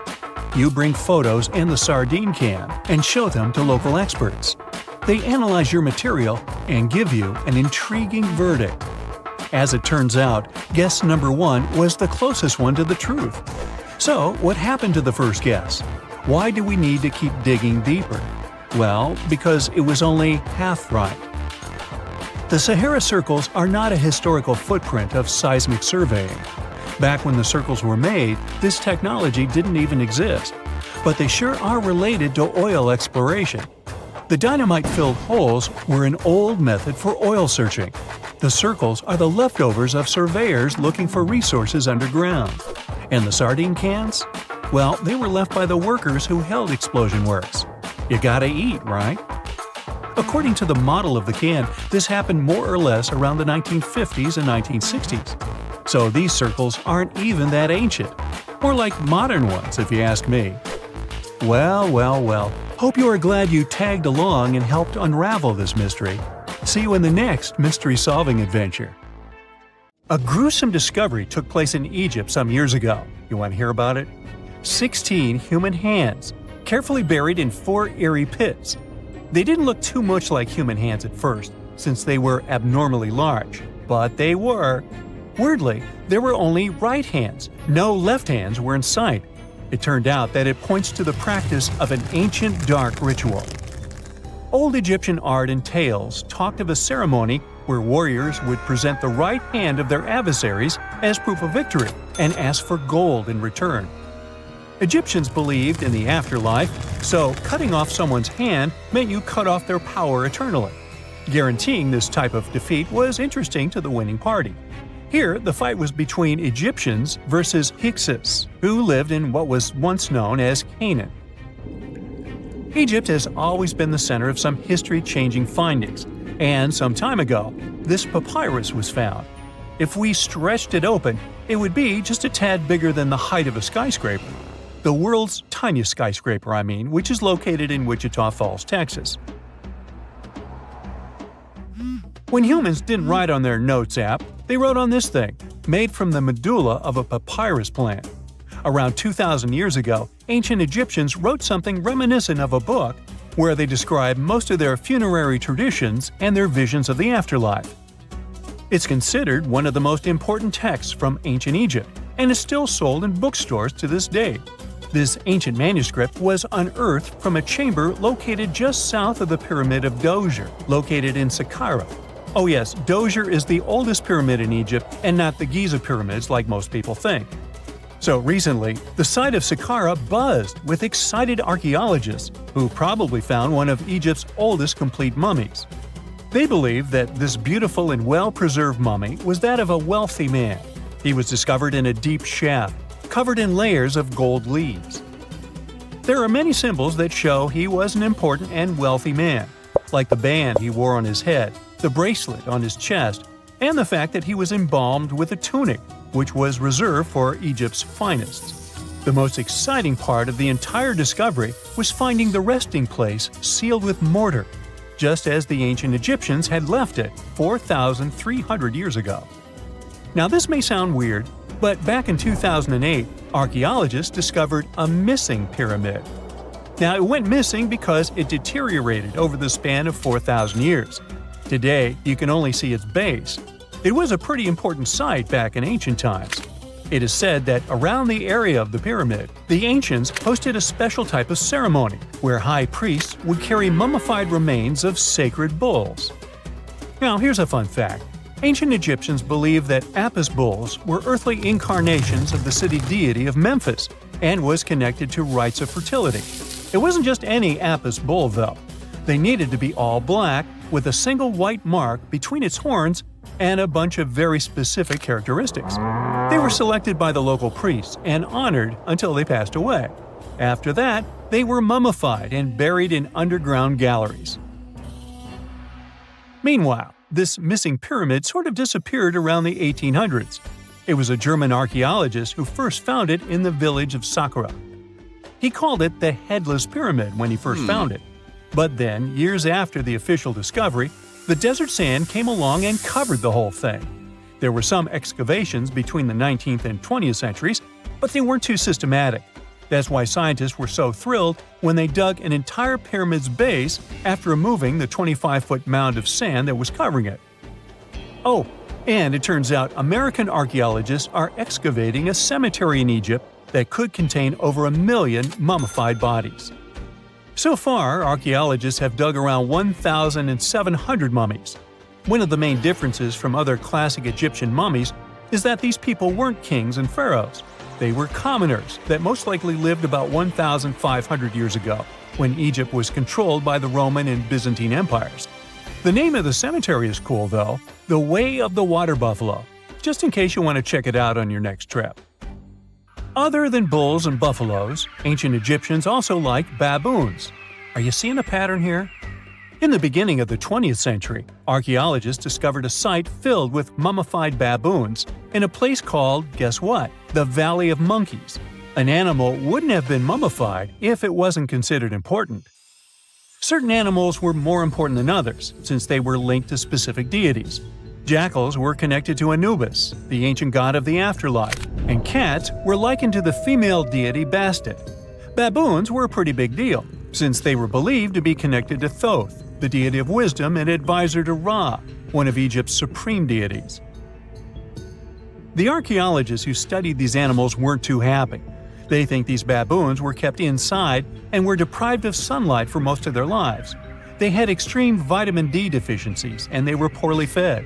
Maybe Thoth got angry with these baboon keepers. Just a guess. Since there's never a boring day for archaeologists in Egypt, they also found human mummies with golden tongues. Since Egyptians were all about the afterlife, they believed that golden tongues might help a person speak once they pass to the other side. I mean, it's a long shot, but hey, why not? Some of these mummies were placed in wooden coffins with goods, such as necklaces, pottery, golden artifacts in the shape of lotus flowers, and scarab beetles, and iPhones. Just kidding. A new temple was also unearthed recently in Egypt. Scientists believe it was dedicated to honor Zeus Cassios. That deity would be a cross between Zeus, the almighty Greek deity of the sky, and Mount Cassios. While digging around the Sinai Peninsula in Egypt, archaeologists spotted two pink granite columns poking out of the ground, and bingo. They believe these columns represented the temple's front gate and collapsed during an earthquake many years ago. And speaking of deities, there weren't only super serious deities. Recently, scientists unearthed a golden ring in a city south of Cairo. No, Frodo, it's not magical. It was a normal gold ring, but it had the depiction of the deity of fun, officially named Bes. This deity is often described in sacred texts as a happy chubby dwarf. Today, many tattoos we get are sorta deprived of any sense and are made of aesthetic purposes only. In ancient Egypt, though, women would get tattoos as a token of protection for childbirth. That's what scientists think, at least. Around the Nile region, scientists found some mummies that had well-preserved tattoos, which is a rarity since the skin deteriorates so easily. Two of these women tattooed their lower backs, and the drawings were simple. They were mostly pictures, including that same chubby dwarf we just talked about, Bes. He also had a side hustle as the protector of women during childbirth.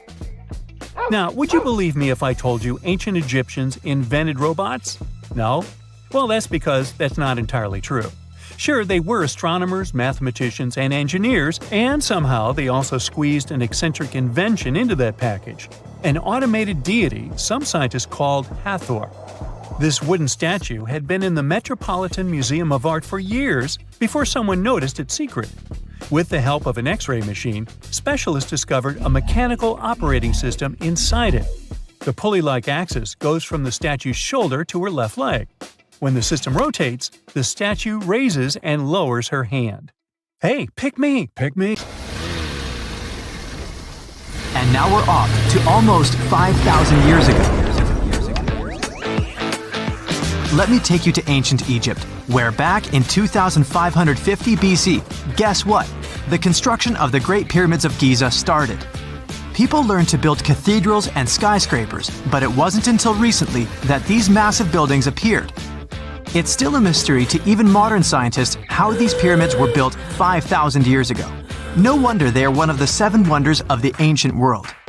They're also the oldest of them and the only wonder of the ancient world that still exists in the 21st century. It must have taken a lot of cooperation to build a thing that massive, even for today's metrics. But the Giza pyramids weren't the first pyramids ever. The first one, called the Step Pyramid, was built around 80 years before the first pyramid of Giza, in 2630 BC, for King Djoser. It wasn't meant to be extraordinary, but ended up being quite impressive. It was a pyramid of 6 stepped layers of stone.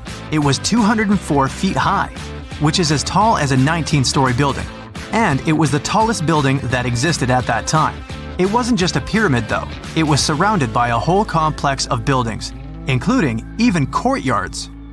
In ancient Egypt, people believed in the afterlife, so everyone, especially kings, wanted to make sure they had everything they needed to get ready for it. Here's why the pyramid complex was perfectly supplied with a lot of objects people used every day. The complex included a pyramid and a kind of a palace. Those buildings had many things the king loved and might need one day, like furniture, food, and gold vessels. After Djoser, building pyramids became common practice, but many pyramids weren't finished. It would usually take about 20 years to build one, but many rulers reigned way less than that. Overall, there are more than 100 pyramids. The most famous pyramids are the Great Pyramids of Giza. The first one and the biggest one was built for Pharaoh Khufu, around 2550 BC. Initially, it was 481 feet tall, which is as tall as a 40-story building. The second pyramid was built for Khufu's son, Pharaoh Khafre, around 2520 BC. It's just a bit shorter, usually standing at 471 feet high, a 39-story building. This is the pyramid with the famous statue of the Sphinx. Sphinxes have a lion's body and a human head. They were built to guard important areas. This one has the head of Pharaoh Khafre and is guarding his pyramid, facing the sunrise. The Sphinx is most well known and is one of the world's biggest and oldest statues. Originally, it had red color and did have a nose. It's still possible to see the trace of red pigment by its ears. But no one knows exactly when the nose disappeared. For some time, the Sphinx was sort of hidden underground, being covered with sand up to its shoulders. Luckily, in the early 1800s, an adventurer with a team of 160 people dug it out. The third pyramid of Giza is the smallest one, being more than twice shorter. Originally, it was 218 feet high, about the height of a 20-story building. Built in 2490 BC, it was a pyramid for Khafre's son, Menkaure. The pyramids are designed to align with the points of the compass, and their sides symbolize the rays of the sun. But back at the time, there were no compasses. Ancient Egyptians figured out the directions themselves, and with amazing precision. To align the pyramids, they used 2 constellations. Originally, the pyramids were covered in smooth white limestone and had a gold-silver top to reflect the sun. Later, the white limestone was taken from the pyramids by other kings and used for other buildings. Scientists estimated that ancient Egyptians used about 2.3 million stone blocks to build the first pyramid. Each block weighed more than 1 ton. This is the weight of a rhino. Some blocks were even bigger, being almost as heavy as an elephant. 4.5 millennia ago, there was no modern equipment to help build it. There were no machines, no wheels, and even no steel. The only metal available to them was copper. Even today, scientists aren't sure how the Egyptians managed to build the pyramids. There are no records left that would shed light on it. Some even think that Egyptians wanted to keep it as their secret and didn't even record it on purpose. Many believe that poor people and foreigners built the pyramids, but it's not true. Actually, the builders were very skilled workers, and they were fed and paid well. The archaeologists claimed that the builders lived in a nearby temporary city and were a highly organized community with a strong leader. Scientists say that around 20,000 people worked on each pyramid complex, and it took about 20 years to build each. It probably was a national project. The construction site was large in resources, and food and essentials were likely to be contributed from all parts of Egypt. Even with all that support, it remains unclear how people managed to cut, transport, and assemble those huge stones. One of the theories suggests the stones were most likely transported on boats down the Nile River. Then, there was a harder part. They had to be moved to the construction site. For that, they probably used wooden sleds. It wasn't very hard to pull them because the sand mixed with the right amount of water was pretty slick. And 10 people could move a sled even with a rock weighing 1 ton pretty easily. Finally, one last problem. The stones had to be lifted and put into place. Archaeologists have discovered the remains of the ramps system that dates back to when the pyramids were built. Most likely, the Egyptians designed a unique system to move and pull huge stone blocks, but no one knows what it looked like exactly. The most common opinion is that there were several ramps around the pyramid to help move the blocks. The ramp was growing with the pyramid getting higher. They suppose people were walking up the stairs, pulling the stone on the wooden sled up in the middle on the sandy ramp. But this is just one of the options. Others say that the ramps were going around the pyramid. Some say the ramps were inside the pyramid. But we'll never know for sure, and it'll forever remain a mystery, just like the ancient Egyptians wanted. Surprisingly, there's not much inside the pyramids. Most of it is just solid stone with very little open space. But let's take a quick look inside the biggest of the pyramids of Giza.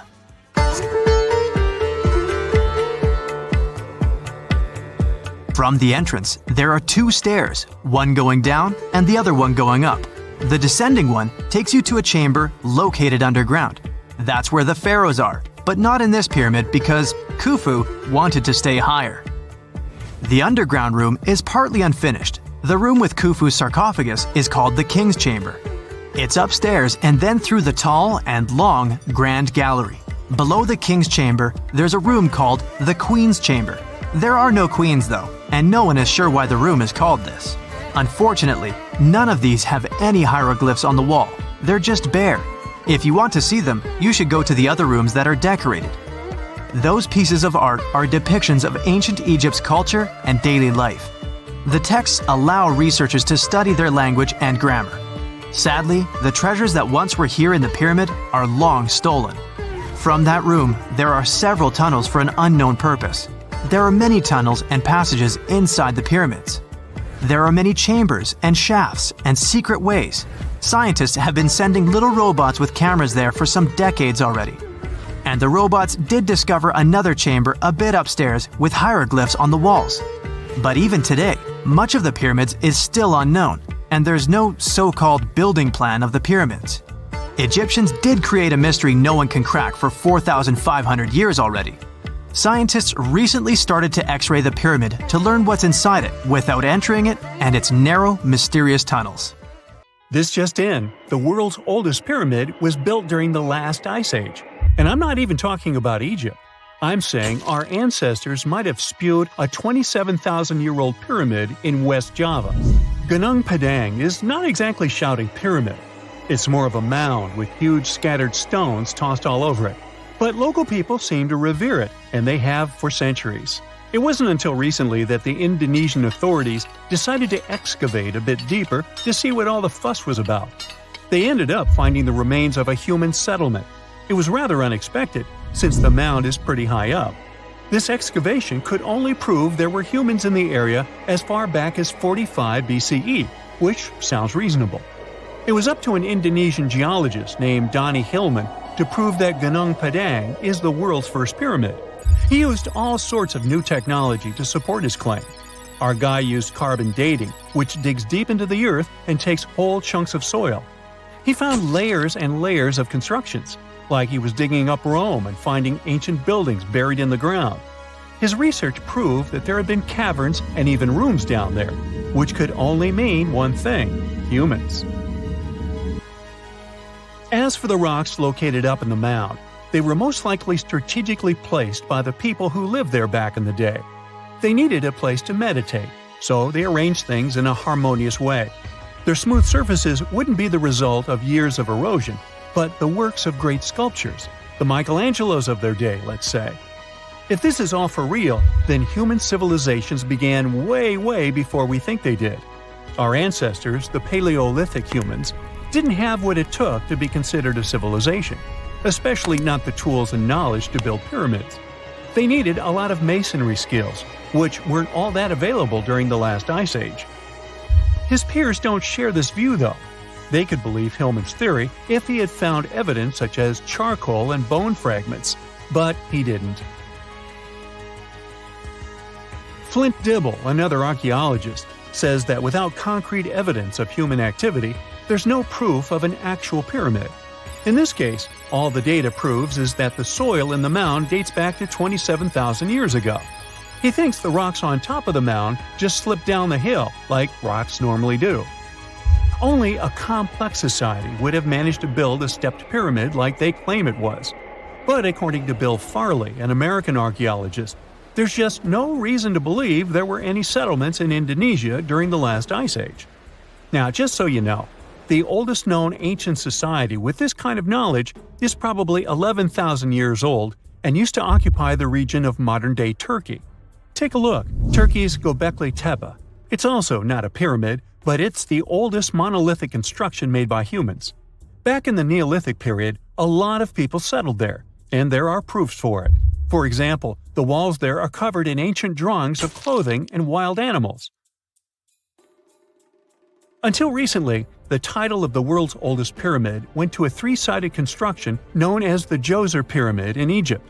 Djoser is located just a few miles south of the Giza complex in a town called Saqqara. It made its way to popular culture more than once. In the 18th century, it became a common feature in European paintings. Young men from the cultural elite did a grand tour around the world, and Saqqara was at the top of their list. It was also featured in the video game Assassin's Creed, with a digital representation way more accurate than many historical drawings of the thing. That was kind of a big deal in ancient Egypt, to build pyramids for kings to spend their afterlives. And if you thought the Khufu pyramid was the oldest one in the world, well, Djoser was built 70 years ahead of that time. The development of new technology has allowed archaeologists to make groundbreaking discoveries, and a new, or should I say ancient pyramid in South America might win the title in dispute. It turns out that pyramids were also pretty fashionable in the Americas in the old days. Among them are the iconic pyramids of Guatemala's Tikal temple complex, the same ones that appeared in Star Wars No. 4. But to find the oldest pyramid in the Americas, one would have to travel to Peru. Deep in the Peruvian desert, archaeologists stumbled upon a sprawling ancient metropolis known as Caral. At first, researchers believed that the settlement was pretty recent, since the site was way too complex for ancient technology to handle it. As we said, Caral is a desert town, like Las Vegas, but without all the hoopla. This means no easy access to water, and for cities like these to thrive, they need a considerable irrigation system, which leads us back to complex technologies. The Peruvians surprised us all with this new discovery. This site was huge, filled with an amphitheater, houses, and religious buildings. The whole thing probably sprawled through 370 acres.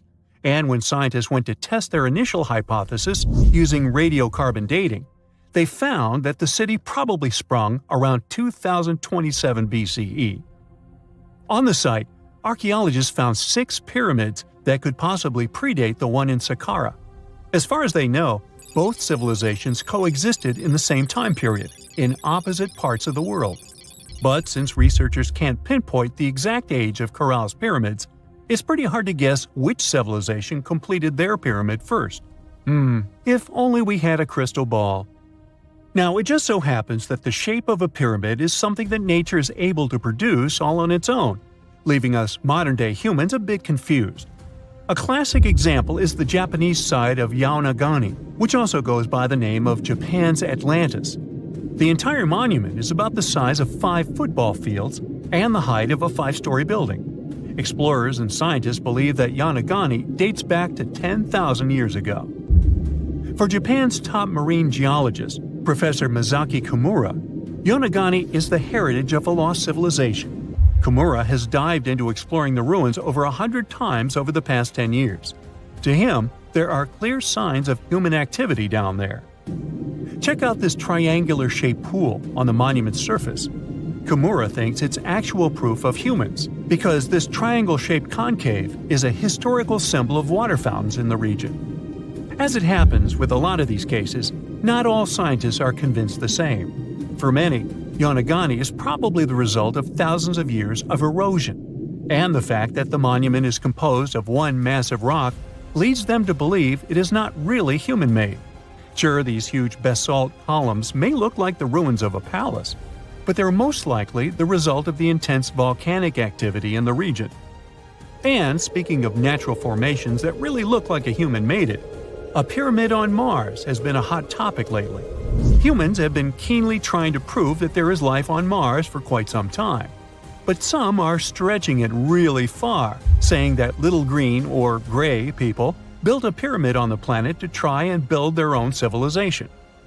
This picture was taken over a decade ago by the Mars Reconnaissance Orbiter, the MRO, but it started to resurface recently. It shows what looks like a three-sided pyramid. Some people claim that the smooth side of the pyramid could only be the effect of otherworldly work. Then science comes along and explains that Mars is home to one of the deepest canyon systems in the whole solar system. The so-called pyramid is located in what is known as the Kandor-Chasma region. This Martian region has a bunch of similar formations that are nothing more than the result of erosion. Nothing supernatural going on there, apparently. Whenever you hear about ancient ruins, you almost never picture them being suspended somewhere, or just randomly hanging on the branch of a tree, right? In fact, for most of the ancient artifacts we have exposed in museums all over the world, archaeologists did quite an impressive amount of digging. You see, buildings have this funny way of fading away over time if not properly taken care of. Sometimes we need to reuse some building materials, so an older construction may be sacrificed in the process. Other times houses are abandoned, and once they are exposed to the elements on the surface, like rain or sunlight, they don't really stand a chance. Some just simply crumble away due to good old erosion. So the only way a piece of architecture can survive the test of time is if it's somehow gotten buried deep down. Now, how did they end up buried in the first place? Well, it's quite the comedy of errors. Ancient cities had a habit of gradually raising their ground level like a kid adding toppings to their ice cream sundae. You see, these settlements were always busy collecting food and building materials to keep up with their ever-growing population. But hey, who has time to deal with waste and rubbish? It wasn't exactly high on their to-do list back in the day. So when it came to building new houses, ancient civilizations found it much easier to save their sweat and tears by piling up the rubble and constructing right on top. But that's not all. Rivers would also occasionally flood and deposit a layer of sediment on the city floors, further encapsulating those ancient constructions. And in those dry regions like the desert, where the wind likes to show off its sand and dust dance moves, you can bet it was a constant struggle to keep the establishments clean. One hilarious example is the Sphinx, which had its head buried in sand until a group of archaeologists unearthed it in 1817. Some ancient towns eventually got covered up because they were completely abandoned. With less human activity to control their expansion, plant seeds couldn't resist the opportunity and sprouted all over the place. They gobbled up carbon dioxide from the air and grew, adding more and more bulk to the ground. Those cheeky roots even decided to stabilize the soil made from decaying plant matter, creating layers upon layers of earthy goodness. It's like the ultimate DIY project Mother Nature embarked on, with plants as her loyal helpers. The act of digging into the secrets of ancient civilizations is not just about unearthing a lost world. It's also an epic quest to reveal the hidden treasures beneath layers of history. But how do archaeologists know where to dig in the first place? If everything is covered in layers upon layers of sediments, debris, and plant roots, they must have some sort of system they rely on before embarking on a new project, right? For starters, they're not always the ones suggesting an archaeological dig in a certain location. Let me explain. Let's say you're a contractor and you want to build a new fancy apartment complex in your city. Some local legislations have certain requirements before your project can start, though. For instance, before anyone starts building on a piece of land, they might need to bring in specialists to check the soil. These clever folks can be archaeologists, geologists, or paleontologists, and they need to keep an eye on things during development. If any artifacts or ecofacts, fancy word for organic remnants, are discovered, these experts swoop in to excavate and study them. But what about sites that have nothing to do with bulldozers and yellow hats? Archaeologists have more than one trick up their sleeves when it comes to locating ancient hotspots. They dive deep into historic records with a healthy dose of detective work. By sniffing out old documents and maps, they can piece together the puzzle of human activity in a specific area. If a site has been visited before, it's even better. Finding records of past excavations or historical accounts can give archaeologists lots of information on where to continue their treasure hunt. Before archaeologists start swinging their shovels, they engage in a bit of a visual scan mission. Armed with a grid system, they'll stroll around the site, keeping their eyes peeled for any artifacts that might be hiding just beneath the Earth's upper layer. From groundstone tools to historic glass and even ancient garbage dumps, yes, they're all so valuable. These keen-eyed explorers can spot signs of human activity faster than most people. If they stumble upon midden soil, fancy term for a garbage dump, they know for sure that humans once called this place home. Archaeologists don't just rely on their trusty shovels, though. They have an arsenal of gadgets to aid in their search for hidden wonders. Geophysical tools are like their secret weapons. Take the resistivity meter, for example. This clever contraption measures the electrical component of the soil and any buried features or artifacts. A buried wall, for instance, will create a different resistivity reading than the surrounding soil. Magnetometers and ground-penetrating radar work in similar ways, showcasing potential hints of ancient treasures in the soil. And who could forget our trusty old friend, the GPS? It helps archaeologists map out precise locations, like a high-tech treasure map, leading them straight to their pot of gold. Care to virtually visit some of the most important archaeological sites in the world? Well, follow me. In the United Kingdom, for instance, you'll find this interesting place called Stonehenge. It's one of many henges scattered around, but this one really takes the cake. Picture this: massive ancient stones standing tall and proud, arranged in a funky outer ring and an inner horseshoe, with some smaller stones thrown in for good measure. And guess what? These amazing stones have been around for over 5,000 years. Talk about a serious case of rock-solid longevity. Now, here's where it gets interesting. According to local folklore, the legendary wizard Merlin whipped out his magic wand and poof! He teleported these massive stones all the way from Ireland. Apparently, some giants had assembled them there, but Merlin decided they would look much better at their new location. Others think it's just the ruined remains of an old Roman spiritual edifice. These amazing structures were built by our Bronze Age ancestors. With their simple tools and limited tech, they managed to create this monumental masterpiece. Impressive, right? Unfortunately, there's still so much we don't know about this area. Stonehenge's initial purpose remains a mystery to this day. Sure, there are lots of theories, but scientists have yet to agree on the subject. However, we do know that it's perfectly aligned to catch the sunrise during the summer and winter solstices. The ancient city of Pompeii is an equally amazing archaeological site. Picture this: Mount Vesuvius, a notorious troublemaker, decided to throw a volcanic tantrum and completely covered this ancient Roman city. It turned it into a time capsule, located outside present-day Naples in Italy. Fast forward to the year 1748, when a bunch of adventurous explorers stumbled upon Pompeii. Lo and behold, they discovered a treasure trove of well-preserved goodies: streets, houses, food. Probably a bit stale by then. Blingy jewelry, fancy sculptures, colorful frescoes, everyday household items, and even animal and human remains. It was like an epic archaeological party. From the looks of it, Pompeii had it all. Fancy houses and villas, a massive 20,000-seat arena, cute little artisan shops, hangouts like taverns. And let's not forget the saucy spots like those luxurious bathhouses for some intense pampering. There's also the sanctuary of Apollo, where people used to gather for their daily dose of worship. And of course, the bustling heart of the city, the Forum of Pompeii, where all the cool people used to hang out. And guess what? Pompeii is so cool that it made it to UNESCO's World Heritage List back in 1997. That's like the ultimate Hall of Fame for historical awesomeness. It also includes many other famous buildings and sites, like the Taj Mahal in India and the Acropolis of Athens in Greece. Rekat structure is a giant formation in the Sahara that looks exactly like a giant bullseye. It's so wide that you can see it from space. Even the CIA got interested in it. In 1965, they planned a flyover looking for geomagnetic anomalies. The findings are still classified. Perhaps the theories are true, and this place is truly the lost city of Atlantis. Now, Atlantis supposedly sank beneath the waves, but recent discoveries are pointing us in a different direction. This is an ancient story that goes far back in time, and Plato was the first to mention it.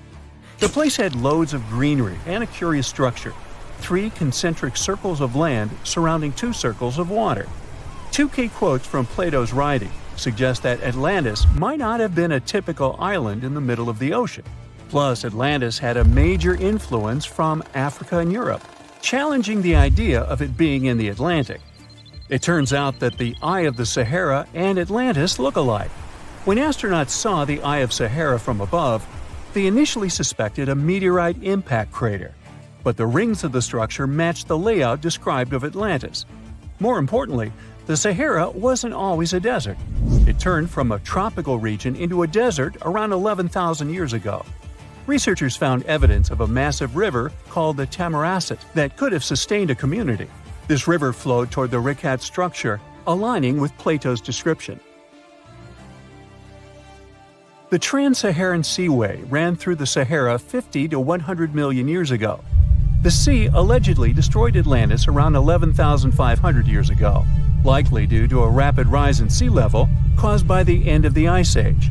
NASA's worldview imagery shows patterns consistent with this theory.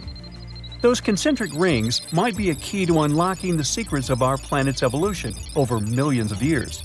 They're shaped by erosion on resilient rock layers, creating a spooky pattern of ridges and troughs. The central peak stands proud at 1,300 feet. The central part has undergone a significant erosion makeover, revealing a circular structure with a raised peak. Unlike impact craters, the Eye of the Sahara flaunts a striking balance and symmetry. Some say it results from rock uplift, sculpted by wind and water. Others think it's an ancient anticline, eroded to reveal its concentric glory. Then there's a salt diapir theory, suggesting that salt's buoyancy sculpted this beauty. Dating techniques have proved that it formed 541 to 252 million years ago, give or take a million or two. Ancient tools are scattered around the outer rings of the structure near riverbeds. Some older stone tools have also been spotted in the same areas. And still, even though some spear points from the Neolithic period have been found, there aren't many signs that people were living there back then. The area seems to have been used for short-term activities like hunting and making tools. There are other unearthly mysteries that haunt our world. One such enigma is in Norway, the ominous Hessdalen light phenomenon, also known as the Valley of Lights, leaves scientists confused. This valley is 10 miles wide. It's quite isolated, but a peculiar blue box sits high on the hillside, equipped with cameras scanning the valley. The unsettling saga began in the 1980s, when the night sky over Hessdalen erupted with burning fireballs, a recurring spectacle that sent shivers down the spines of those who witnessed it. This wasn't a fleeting occurrence, rather it became a regular thing. Terrified locals reported encounters with these unexplained luminous phenomena, some of which happened near their homes. Unease spread like wildfire. At its peak, there were about 20 sightings every week. The phenomenon made its way into newspapers, magazines, and media worldwide. Soon, people flocked to the valley, hoping to see the lights themselves. In 1984, experts joined the fray, armed with sophisticated instruments like magnetometers, radiometers, and other ometers. What they encountered was mind-bending, lights that defied explanation. Some moved at a leisurely pace, while others raced through the sky at an astonishing 19,000 miles per hour. People tried to explain these lights: airplanes, distant reflections, ball lightning, satellites, planets, meteors. But the speed and how these lights danced ruled out all those theories. We're slowly approaching another mysterious place. This is the greatest subglacial lake among Antarctica's 675 known lakes. It can easily hide unknown life forms. This lake is beneath the East Antarctic ice sheet. Dive about 2.5 miles under the ice, and there you'll see Lake Vostok, located at 1,600 feet below sea level. This lake is 155 miles long and 31 miles wide at its broadest point. With an average depth of 1,400 feet, it's also the world's sixth largest by volume. It's like an underwater city with lofty pillars and deep basins. The secret lake was discovered in 1993, yet it had been waiting to be found down there for over 2,000 years, collecting ancient secrets. In 2012, scientists drilled through the ice, creating the longest ice core ever. They pierced the ice all the way to the lake's surface. The year 2013 brought an unexpected twist when the tranquil waters erupted during the extraction of an ice core, mixing with drilling fluids. Then they got a pristine water sample in 2015. Some believe there might be previously unknown life forms down there, since it's a fossil water reserve that's been untouched for millions of years. That could be a lot like those speculated ice-covered oceans on moons like Europa and Enceladus. It all started with a theory in the 19th century, suggesting fresh water lurking under Antarctic ice sheets. Then, in 1955, seismic soundings hinted at a subglacial lake, and by the 90s, satellite data confirmed Lake Vostok's existence. Now, Lake Vostok isn't alone. In 2005, they found an island in the middle of the lake. Then, two smaller lakes joined the party. They suspect that a secret network of subglacial rivers might link these lakes. Now, very far away from Antarctica, in Venezuela, Catatumbo lightning presents a sinister light show at the junction of the Catatumbo River and Lake Maracaibo. This unsettling lightning phenomenon happens at about 140 to 160 nights a year, going on for 10 hours a day, and can flash up to 280 times in a single hour. The frequency of this lightning show changes with the seasons and from year to year. There was a break between January to March in 2010, causing a bit of worry that it might vanish forever. As the sun sets, winds from the east start picking up speed. The strong wind is called a nocturnal low-level jet, like what you see in the Great Plains of North America. These winds bring moisture, mostly from the Caribbean and the lake itself. This humid air hits high mountain ridges, causing thunderstorms to form over the mountains. Thanks to the ongoing wind situation, more thunderstorms appear as the night goes on. This pattern repeats itself, and is why this area has the highest annual lightning rate globally. The next place scientists cannot explain is in China. That is the Longyu Caves. They have lofty slanted roofs and sturdy pillars. The spot remained hidden for centuries. These human-made caverns, built around 2,000 years ago, decided to reveal themselves only in the 90s. Local farmers drained some ponds and unveiled 5 massive caverns. Further digging exposed an additional 19 smaller caves. They range from 60 to 110 feet in width and 26 to 50 feet in height.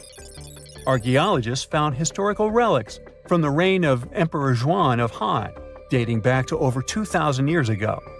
Now, how did these caves survive for more than 2 millennia without falling apart? No ancient records explain the way they were crafted either. The walls show chisel marks, hinting at some layer-by-layer chiseling action, but the exact construction process is still a head-scratcher. It's 1898, and you're taking part in excavations in Saqqara. This place, not far away from Cairo, is full of ancient tombs and pyramids. You're in your Indiana Jones mood and hope to find something really phenomenal to become famous. Gold, manuscripts, treasure maps, mummies of famous pharaohs. Wait, a wooden bird? You're really disappointed as it looks like a regular toy. An old one, but still. Little do you know that years later, someone would propose that your bird was actually an ancient monoplane. So the artifact, nicknamed the Saqqara bird, is made of a sycamore tree. The birdie has a wingspan of just 7 inches and weighs around 40 grams. A perfect original souvenir from Egypt, I would say. It's over 2,000 years old and looks pretty plain, without any carvings of feathers or other intricate ornaments. It has a beak and eyes though, which makes our find look like a hawk, the emblem of the deity Horus. Its tail is rather unusual as it's squared, looks weirdly upright, and it seems like the sunken part of it was the place for a now missing piece. Humans love solving a good mystery, so there have been several attempts to explain the use of the birdie. First, quite simply, is that it was a ceremonial object. The second idea is that it was a toy for a child from some well-off family. It could have been some sort of boomerang, which was a popular concept in ancient Egypt. Then there was a theory that the bird had been used as a weather vane. But this one has been debunked as the figure doesn't have any holes or markings, except for the one made at the museum in Cairo to fix the exhibit on a stick. So there was no way to hang it in the past. Almost a century after the bird was found, Egyptologist Dr. Khalil Masiha proposed a new theory that it could have been a model of a monoplane. He believed the bird was missing a horizontal tailplane. Otherwise, it had its wings set at a right angle, similar to that of modern planes. It could have worked to generate the aerodynamic lift necessary for flights. Dr. Masiha also claimed that it was common at that time to place miniature models of technological inventions in tombs. So, did the ancient Egyptians really invent the plane in 200 BCE? That would make the Wright brothers, who are considered the inventors of aviation, really upset. They made one of their first flights only in 1903. There's just one way to know for sure, and that is to test the model. But you know, the ancient museum in Cairo would unlikely let one of their cherished exhibits fly around like a toy. That's why glider designer Martin Gregory built a similar model, this time of balsa wood, and concluded that even with the missing tailplane, the plane wasn't much of a flyer. Case solved? Not really. This didn't sound convincing enough to the History Channel, so they invited an aerodynamics expert to build another replica of the bird. He tested it in weather conditions similar to those in Egypt and was impressed with the little plane's abilities. So, if they did invent the prototype of a plane back in the times of pharaohs, it would be a good example of an oupart. That's an out-of-place artifact, an object that's way ahead of its time in terms of technology or history. And the Saqqara bird isn't the only example of such a revolutionary concept. In 1901, a group of divers retrieved the Antikythera mechanism from an underwater shipwreck near the Greek island of Antikythera. It's been dubbed the world's first analog computer, and it's currently dated around 100 BCE. The bronze mechanism could tell the position of the sun, moon, planets, and stars, as well as the lunar phase, the dates of upcoming solar eclipses, and even the speed at which the moon moves through the sky. No one's sure who used it and how or where it was made. But it's obvious that it's extremely precise and way too advanced for its time. The first flushing toilets in the world were invented in the middle of the 20th century. Just kidding. The ancient Minoans on the Mediterranean island of Crete and the Indus Valley civilization both came up with this brilliant invention at the same time, around 4,000 years ago. The plumbing and sanitation were so well done that no one managed to design anything better until 2,000 years later. One ancient Minoan lavatory was discovered at the Palace of Knossos. It looks like it had a wooden seat set over a tunnel that directed water from a rooftop reservoir to an underground sewer. Other varieties got water from jugs. Only the super rich people could afford all this glory. So if you wanted to shop for real estate back then, the flushing toilet would be a telltale sign you were in the rich neighborhood. Automated doors became a cool, seemingly new invention back in 1931. But the technology behind them is actually much older. Think the 1st century CE old. Mathematician and engineer Heron of Alexandria came up with a hydraulic system to open and close temple doors. To bring it into action, you need to light a fire to produce heat.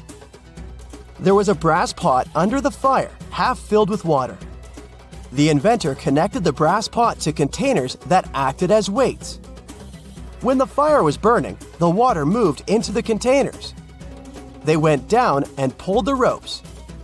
It was nothing like a supermarket door that opens in front of you before you even have time to think. Heron's door took hours to open, and there was no way to stop the process. That's why they only opened the doors once a day before people entered the temple, to add some mysticism at the temple during ceremonies. Spooky. Looks like the first ever battery was invented in Baghdad around 2,000 years ago. A German archaeologist found this oval-shaped clay jar in 1938. Scientists are still not sure what purpose it served and who exactly invented it. There is a theory that it was used for electroplating objects with precious metals. When they filled it with a weak acid like vinegar, the battery produced around 1 volt of electricity. Another theory says it was a vessel for sacred scrolls. Would you like to buy contact lenses designed by Leonardo da Vinci himself? In 1508, he invented a glass lens with a funnel on one side.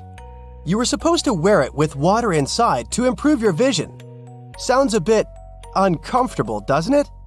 So, around a century later, French scientist René Descartes decided to improve the idea and make the cornea contact the future lenses. Contacts because they contact your eyes, get it? The glass tube with liquid did help improve vision, but blinking was sadly impossible. 2.5 centuries later, new technologies in the glass industry let scientists design contacts that would fit in the eye and even let the wearer blink. Thanks, guys! Still, those lenses were made of heavy blown glass and didn't let the eye breathe. About 50 years later, contacts became plastic, lightweight, unbreakable, and scratch-resistant, but still covering the entire eye. And then, in 1948, an English optical technician accidentally sanded down a plastic lens and figured out they'd still be in place even if they covered only the cornea. Imagine you're living in 19th century London and need to send a message to New York. It would have taken about 10 days to get there by ship. So when delivery time went from days to hours in 1858, it was a true sensation. The first message was sent by Queen Victoria herself. It was all made possible thanks to the transatlantic telegraph cable, running under the ocean. Sadly, the new cool invention only lasted a few weeks. It took years to bring it back to life. Strange and amazing items are discovered often, but figuring out what our ancestors were up to is pretty tough. Especially when all you have are just some rusty cups and cave drawings. It's no surprise that even the experts in lab coats sometimes make mistakes. But it's not just about dusty plates and huge stones. Sometimes there's even humans with large heads. So grab your digging tools and let's travel back to ancient times to explore incredible societies that even scientists can't fully explain. Sardinia may look idyllic now, but I'm not gonna lie, I wouldn't fancy visiting it 3,000 years ago. Rumor has it, terrible giants roamed around this island back then. People even talk about finding human skeletons over 13 feet tall there, although nobody's ever shown anything to prove it. But the stories will make you wonder because some weird stuff has definitely happened. In 1974, over 5,000 pieces of broken stone artifacts were found in a part of the island called Monte Prama, but instead of being displayed in a museum, they were locked up in an underground vault for about 30 years. Sounds a bit suspicious, doesn't it? When they were finally displaced in 2005, scientists put the pieces together to find statues of 38 giant men standing 8 feet tall. Not quite as tall as the legendary skeletons, but still pretty huge. It's thought these statues were made by the Nuragic people, who lived on the island a long time ago. Besides giant statues, they also built over 8,000 massive stone buildings. Perhaps Nuragic weren't giants themselves, but they definitely liked their things big. I do too. I like a big number of likes on our videos. That would be pretty great. Thank you if you liked this and subscribed. Now back to the video. You and I are pretty smart, but we might not be the smartest humans ever. Actually, we might not even be the smartest species. Since 1913, some skull fossils found in South Africa have hinted at a possibly smarter contender called Boskop Man. This human-like species might have lived as recently as 10,000 years ago. Their skull suggests they had really big heads, which means their brains could have been 30% bigger than ours. Wow! Their average IQ could have been around 149, making them among the smartest 0.05% of people today. But if a Boskop Brainiac was so much smarter, why are they not around and we are? Well, bigger isn't always better, you know. Our brains are a lot bigger than our ape relatives, mainly in the prefrontal cortex. This part helps with high-level tasks like making decisions, remembering things short-term, and being aware of ourselves. The parts of the brain that handle our senses and movements haven't really grown much. So, maybe the Boskops spent too much time dwelling on the past rather than doing practical things like hunting. But this is all just guessing. We really don't know what happened to these clever cousins of ours. Some people even argue that Boskops weren't any different from us, with the only evidence being parts of skulls. The jungle is huge. Did you know the Amazon rainforest is home to about 30% of all the world's plant and animal species? That's impressive. However, the history of one native species, humans, has long puzzled scientists. The mysterious Kasarabe people lived here for hundreds of years and then vanished around 1400 AD. People thought the Amazon only had a few scattered tribes, but recently we discovered big, unusual shapes in the ground called geoglyphs. These might look like simple shallow ditches, but they're actually the remains of a vast civilization that spread over 5,000 square miles and includes about 450 markings, some as wide as 1,300 feet. That's insane! They likely contained ceremonial buildings and could have hosted up to 1 million people as recently as 550 years ago. Thanks to new technology like LiDAR, which uses a safe laser to map the forest without harming it, we can explore deeper. In 2019, some scans showed miles of raised roads and pathways and even pyramids over 70 feet tall. They found 26 separate settlements, 2 of which were at least 250 acres each. Damn, that's like 330 soccer fields. It's not certain what happened to the Kasarabe people. Maybe European conquistadors drove them out.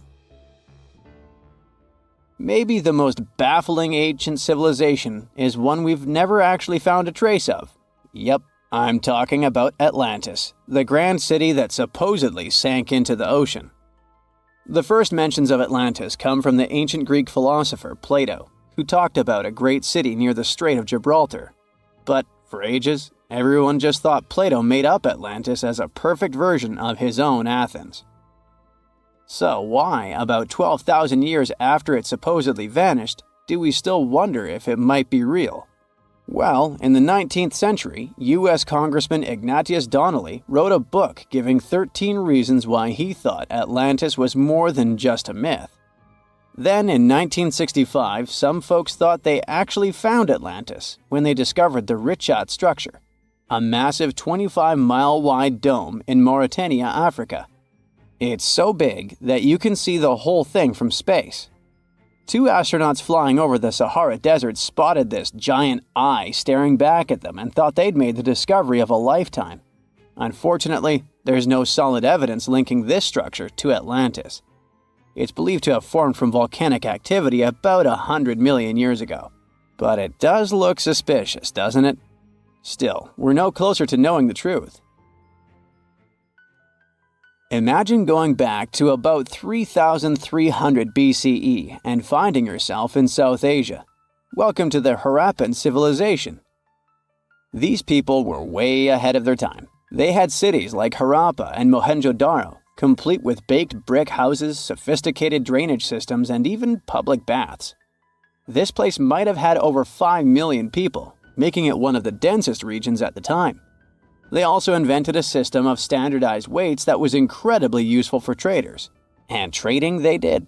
These people had connections stretching all the way to the Middle East, thanks to their great skills in metallurgy. They even had a form of ancient branding. The seals were used to stamp clay on trade goods. Despite being so advanced with a thriving urban life, there's a whole bunch of mystery shrouding their language and script. We've got bits and pieces of their writing, but no one's deciphered them yet, even with all the technology we have today. We also still don't know how exactly their society worked. It looks like they didn't flaunt their social status as much as other civilizations. No grand palaces or massive monuments. Instead, their largest buildings might have been granaries. They sure were practical. Unfortunately, all good things must come to an end. Around 1800 BCE, this bustling civilization started to decline, possibly due to shifts in river patterns. As the environment changed, the Harappans packed up, moving towards more hospitable lands. Ever heard of the Minotaur? The beast with a bull's head and a man's body, hunting the bravest travelers in a massive maze. Well, this wasn't just any old tale.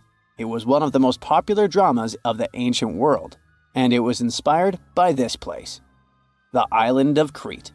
The Minoans lived here during the Bronze Age. They had stunning palaces, amazing frescoes, and a culture so rich it still fascinates historians to this day. They built places like Knossos, which was so complex with its multi-story buildings and elaborate hallways that it might have inspired the whole labyrinth myth. Their engineering was so ahead of its time that even their drainage systems were more advanced than what many of us have today. Let me know in the comments which of these stories you find the most fascinating, and thanks for watching. Consider the Great Pyramids, one of the original 7 wonders of the world and the only one that still exists today. Did you know that the pyramids of Giza weren't the only pyramids out there? And they weren't even the first ones. First, there were the pretty good pyramids, but they didn't catch on. Nah, I made that up. Back to the story. In ancient Egypt, it was believed that kings were chosen by gods to serve on earth as their mediators. In the afterlife, they were expected to become gods themselves. The pyramid complex was built to make sure that the king had everything they might need in the afterlife. The complex included the pyramid, a palace, and temples. The tomb in the pyramid, where the king was buried, was filled with many things they might need, like furniture, food, and gold vessels. Actually, the first pyramid had been built 80 years before the first pyramid of Giza appeared. Overall, there were around 100 of them. Some weren't finished though, since the construction took a while and not every pharaoh lived long enough to see the end of the construction. And now let's talk about the construction itself. The biggest of the pyramids of Giza is as tall as a 40-story building. So how on earth did they manage to build a structure that massive 5,000 years ago, long before machines and other equipment appeared? Well, let's figure it out. So Pharaoh Khufu ascended the throne around 2575 BCE, and his architects started the construction of the oldest and biggest of the pyramids of Giza. He figured that over 2 million limestone blocks had to be used to build the pyramid, each weighing around 2.5 tons, around the weight of a rhino. The architect wanted to finish the construction in 20 years. To make it possible, a stone had to be carried and pushed into place every 4 minutes, 24 hours a day, 7 days a week, and 365 days a year, except leap year. So obviously, a lot of workers were needed to make it happen. Many believe that it was enslaved people who worked at the pyramid's construction site, but that's not true. Workers came from all over Egypt to contribute to the project. All in all, around 25,000 of them. The Egyptians were doing all kinds of work, starting with manual labor and crafting tools to administrative work. They all worked around 10 hours a day. They were housed and well fed, and they were overall living a more comfortable life than an average Egyptian could afford at that time. Supposedly, the builders lived in a nearby temporary city and were a highly organized community with a strong leader. The pyramids seemed to be designed to align with the points on a compass, and their sides symbolized the rays of the sun. But back at that time, there were no compasses. Ancient Egyptians figured out the directions themselves and with amazing precision. To align the pyramids, they used 2 constellations. The construction site was arranged on the west bank of the Nile River. This also had a symbolic meaning. Just like the sun sets in the west, life sets in the west as well. The second pyramid of Giza was for Khufu's son, Pharaoh Khafre. It's a bit smaller, but this one has the famous noseless statue of the Sphinx. Of course, originally it had a nose. I would tell you what happened to it, but it's still a mystery, and no one knows for sure. Sphinxes have the body of a lion and the head of a human. They were considered guardians of important areas. This famous sphinx, also pronounced sphinx, has the head of Pharaoh Khafre and is guarding his pyramid, facing the sunrise. The sphinx is one of the biggest and oldest statues in the world. Originally, it not only had a nose, but was also painted. Scientists have discovered traces of the red color of its face. So, most likely, the sphinx was painted red. There are also remains of yellow and blue color on its body. The statue definitely wasn't boring. Till around 1800, the Sphinx was buried up to its shoulders until an adventurer with a team of 160 men dug it out. But let's get back to the construction. The workers, of course, needed stone blocks. There were two main places where people could get these stones. One source was close to the construction site, but that fossil-lined yellow stone was only suitable for the pyramid's interior. The limestone blocks for the exterior were hauled from 8 miles away on 30-foot-long sleds. Apparently, it wasn't too hard to pull them. The sand mixed with the right amount of water was pretty slick, and 10 people could move a sled even with a rock weighing so much.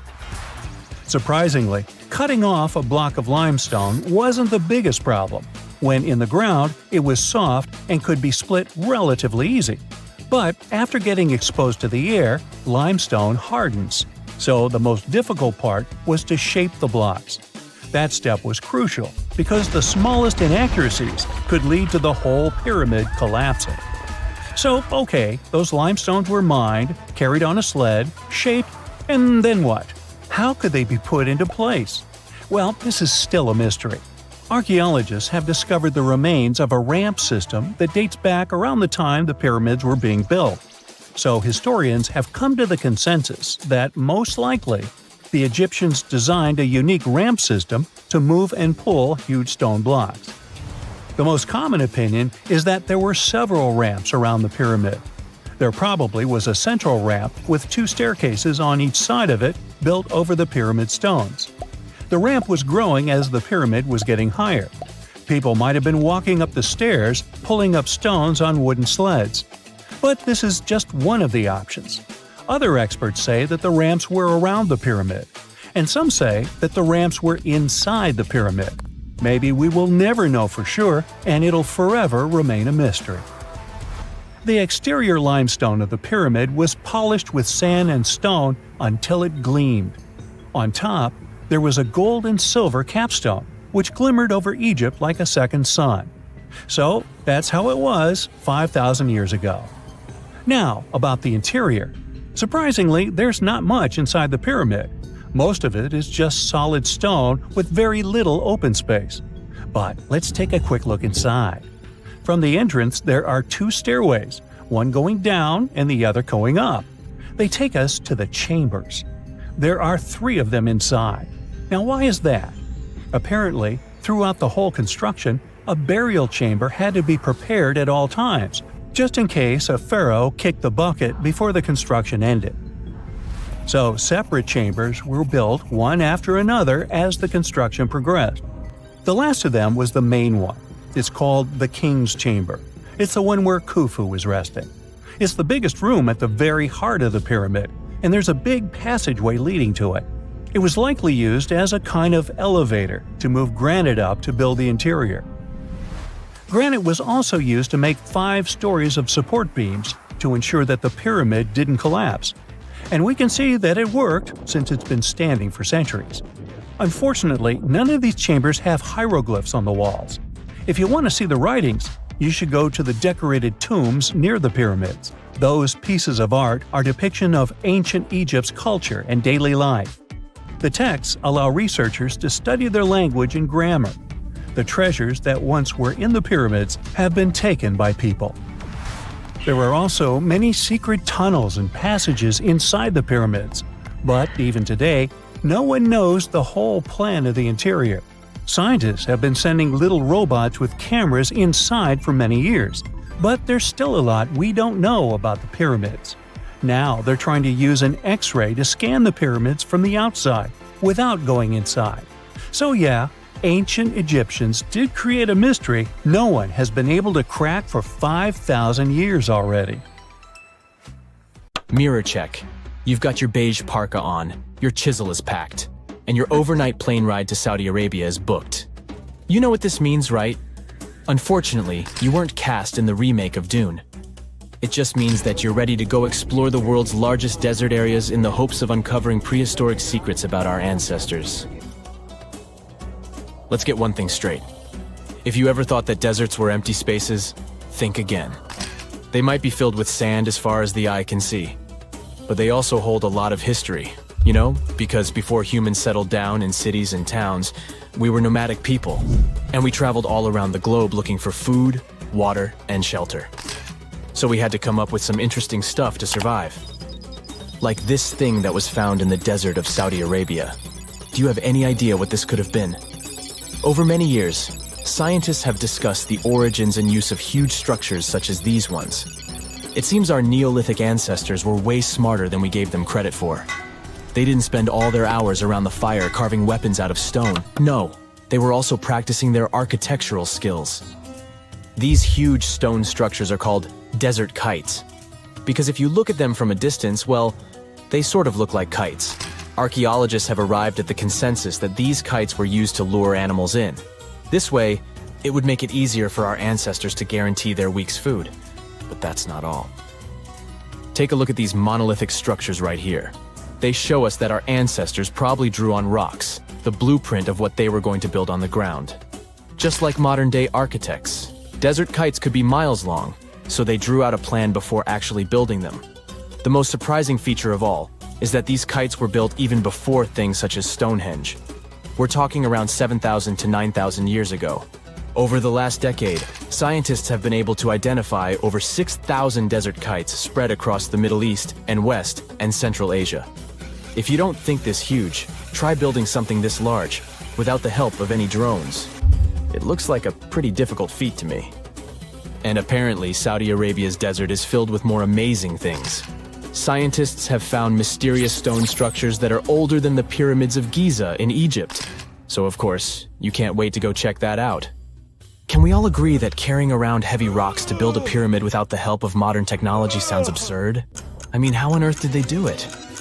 Now imagine turning back the clock about 2,000 years into the past and finding humans that built similar gigantic structures in isolated areas. Take a look at these so-called mustadels. They are rectangular structures built from piled-up stones, found over 77,000 square miles. Some archaeologists believe that these monuments were used for ritualistic purposes, maybe processions of some kind, where people would walk from one end of the plateau to the other. I'd be down for that. Now let's move on to another deserted area. We're entering the world-famous Sahara Desert landscape. Isn't it beautiful? Here, you're about to unravel an ancient mystery, something that took years for researchers to solve. Fun fact, the Sahara Desert is the world's largest hot desert. It spans over 3 million square miles, which would be like putting 1,000 times the country of Hawaii next to each other. We say it's the largest hot desert because the world's largest desert area is Antarctica. But we all know temperatures over there are freezing, not the typical image of when we think of a desert. Deep into the desert, near the Algerian town of Fougeret et Zoua, something strange was found. For decades, these tiny dots appeared on images of Google Earth, but nobody could explain what they were. Some scientists were sure that these circles are the result of oil activity in the region. Others guessed that these were ancient fogeras or ancient water wells. There are dozens of them, stretching for miles and miles in a straight line. The strange thing is that they are always far away from any town, road, or human activity in general. So what was or is their purpose? If you had to take a guess, what would you say? Remember we talked about how our ancestors had to be creative in order to survive in the desert? Let's try to walk in their shoes for a minute. Imagine you're a nomadic hunter-gatherer living in a desert area. You spend your days basking in the hot sun, trying to count all the grains of sand around you. But you also need to eat and drink water. But how on earth do you get water in a desert? Sure, you can hope to keep running into oasis every week or so, but that seems a bit risky, doesn't it? That's why North African people invented the so-called fogeras. The fogeras are a 2,500-year-old irrigation system. Locals would dig deep wells in elevated areas, wells deep enough to tap into underground water. Then, they would dig parallel shafts at regular distances. This way, the water would flow from the main well down into all the shafts and irrigate entire areas. Travelers could stop by the shafts and quench their thirst. They could also raise livestock and tend to crops. Pretty clever, huh? As much as these holes did look like fogaras, a little bit of research would show you that they're not. You see, these shafts were built in a line, and not in a circular shape like the ones we're looking at now. So maybe it has something to do with the second option? Maybe these desert holes were related to oil activity in the region? Let's have a look at the holes up close and personal. From Google Earth, they don't seem that big, but in real life, they are huge craters. The tip to uncovering what they are is hidden beneath the sand. If you were one of the researchers originally uncovering the truth behind this mystery, you would have found something unique hidden in the sand. Old dynamites and vintage sardine cans. Putting the pieces of the puzzle together, scientists found that these sardine cans were a model from the 1950s and 1960s. It seems that entire teams from that decade would camp out while they surveyed the area for oil. And what about the dynamites? These were used for seismic surveying. This is an old technique, used to identify if there is oil and gas beneath the Earth's surface. Still in North Africa, you find out about another desert mystery worth exploring. Near the city of Tiaret, southwest of Algeria's capital, one runs into 13 peculiar monuments. These structures are also called jedars, and yes, I am aware of how much that may sound like a Star Wars reference. They are pyramid-like in their shapes, and as far as scientists know, they were used as final resting places for the people who lived in the region. Can you guess who these were? Most likely the Berber nomads. And since we're talking about ancient stuff, they were probably built between the 4th and 7th centuries CE. Once scientists began to explore the insides of these monuments, they found they were pretty big inside. They found large underground vaults, chambers, and labyrinth-like corridors that gave way to over 20 compartments. It could take you up to 2 hours to walk around in them, and apparently our ancestors also used its walls to depict images of animals and hunting scenes. There's no definite proof of what these jedars were used for, though. This is so neat, huh? I'm sure that our world's desert is filled with many more mysterious things for us to unravel.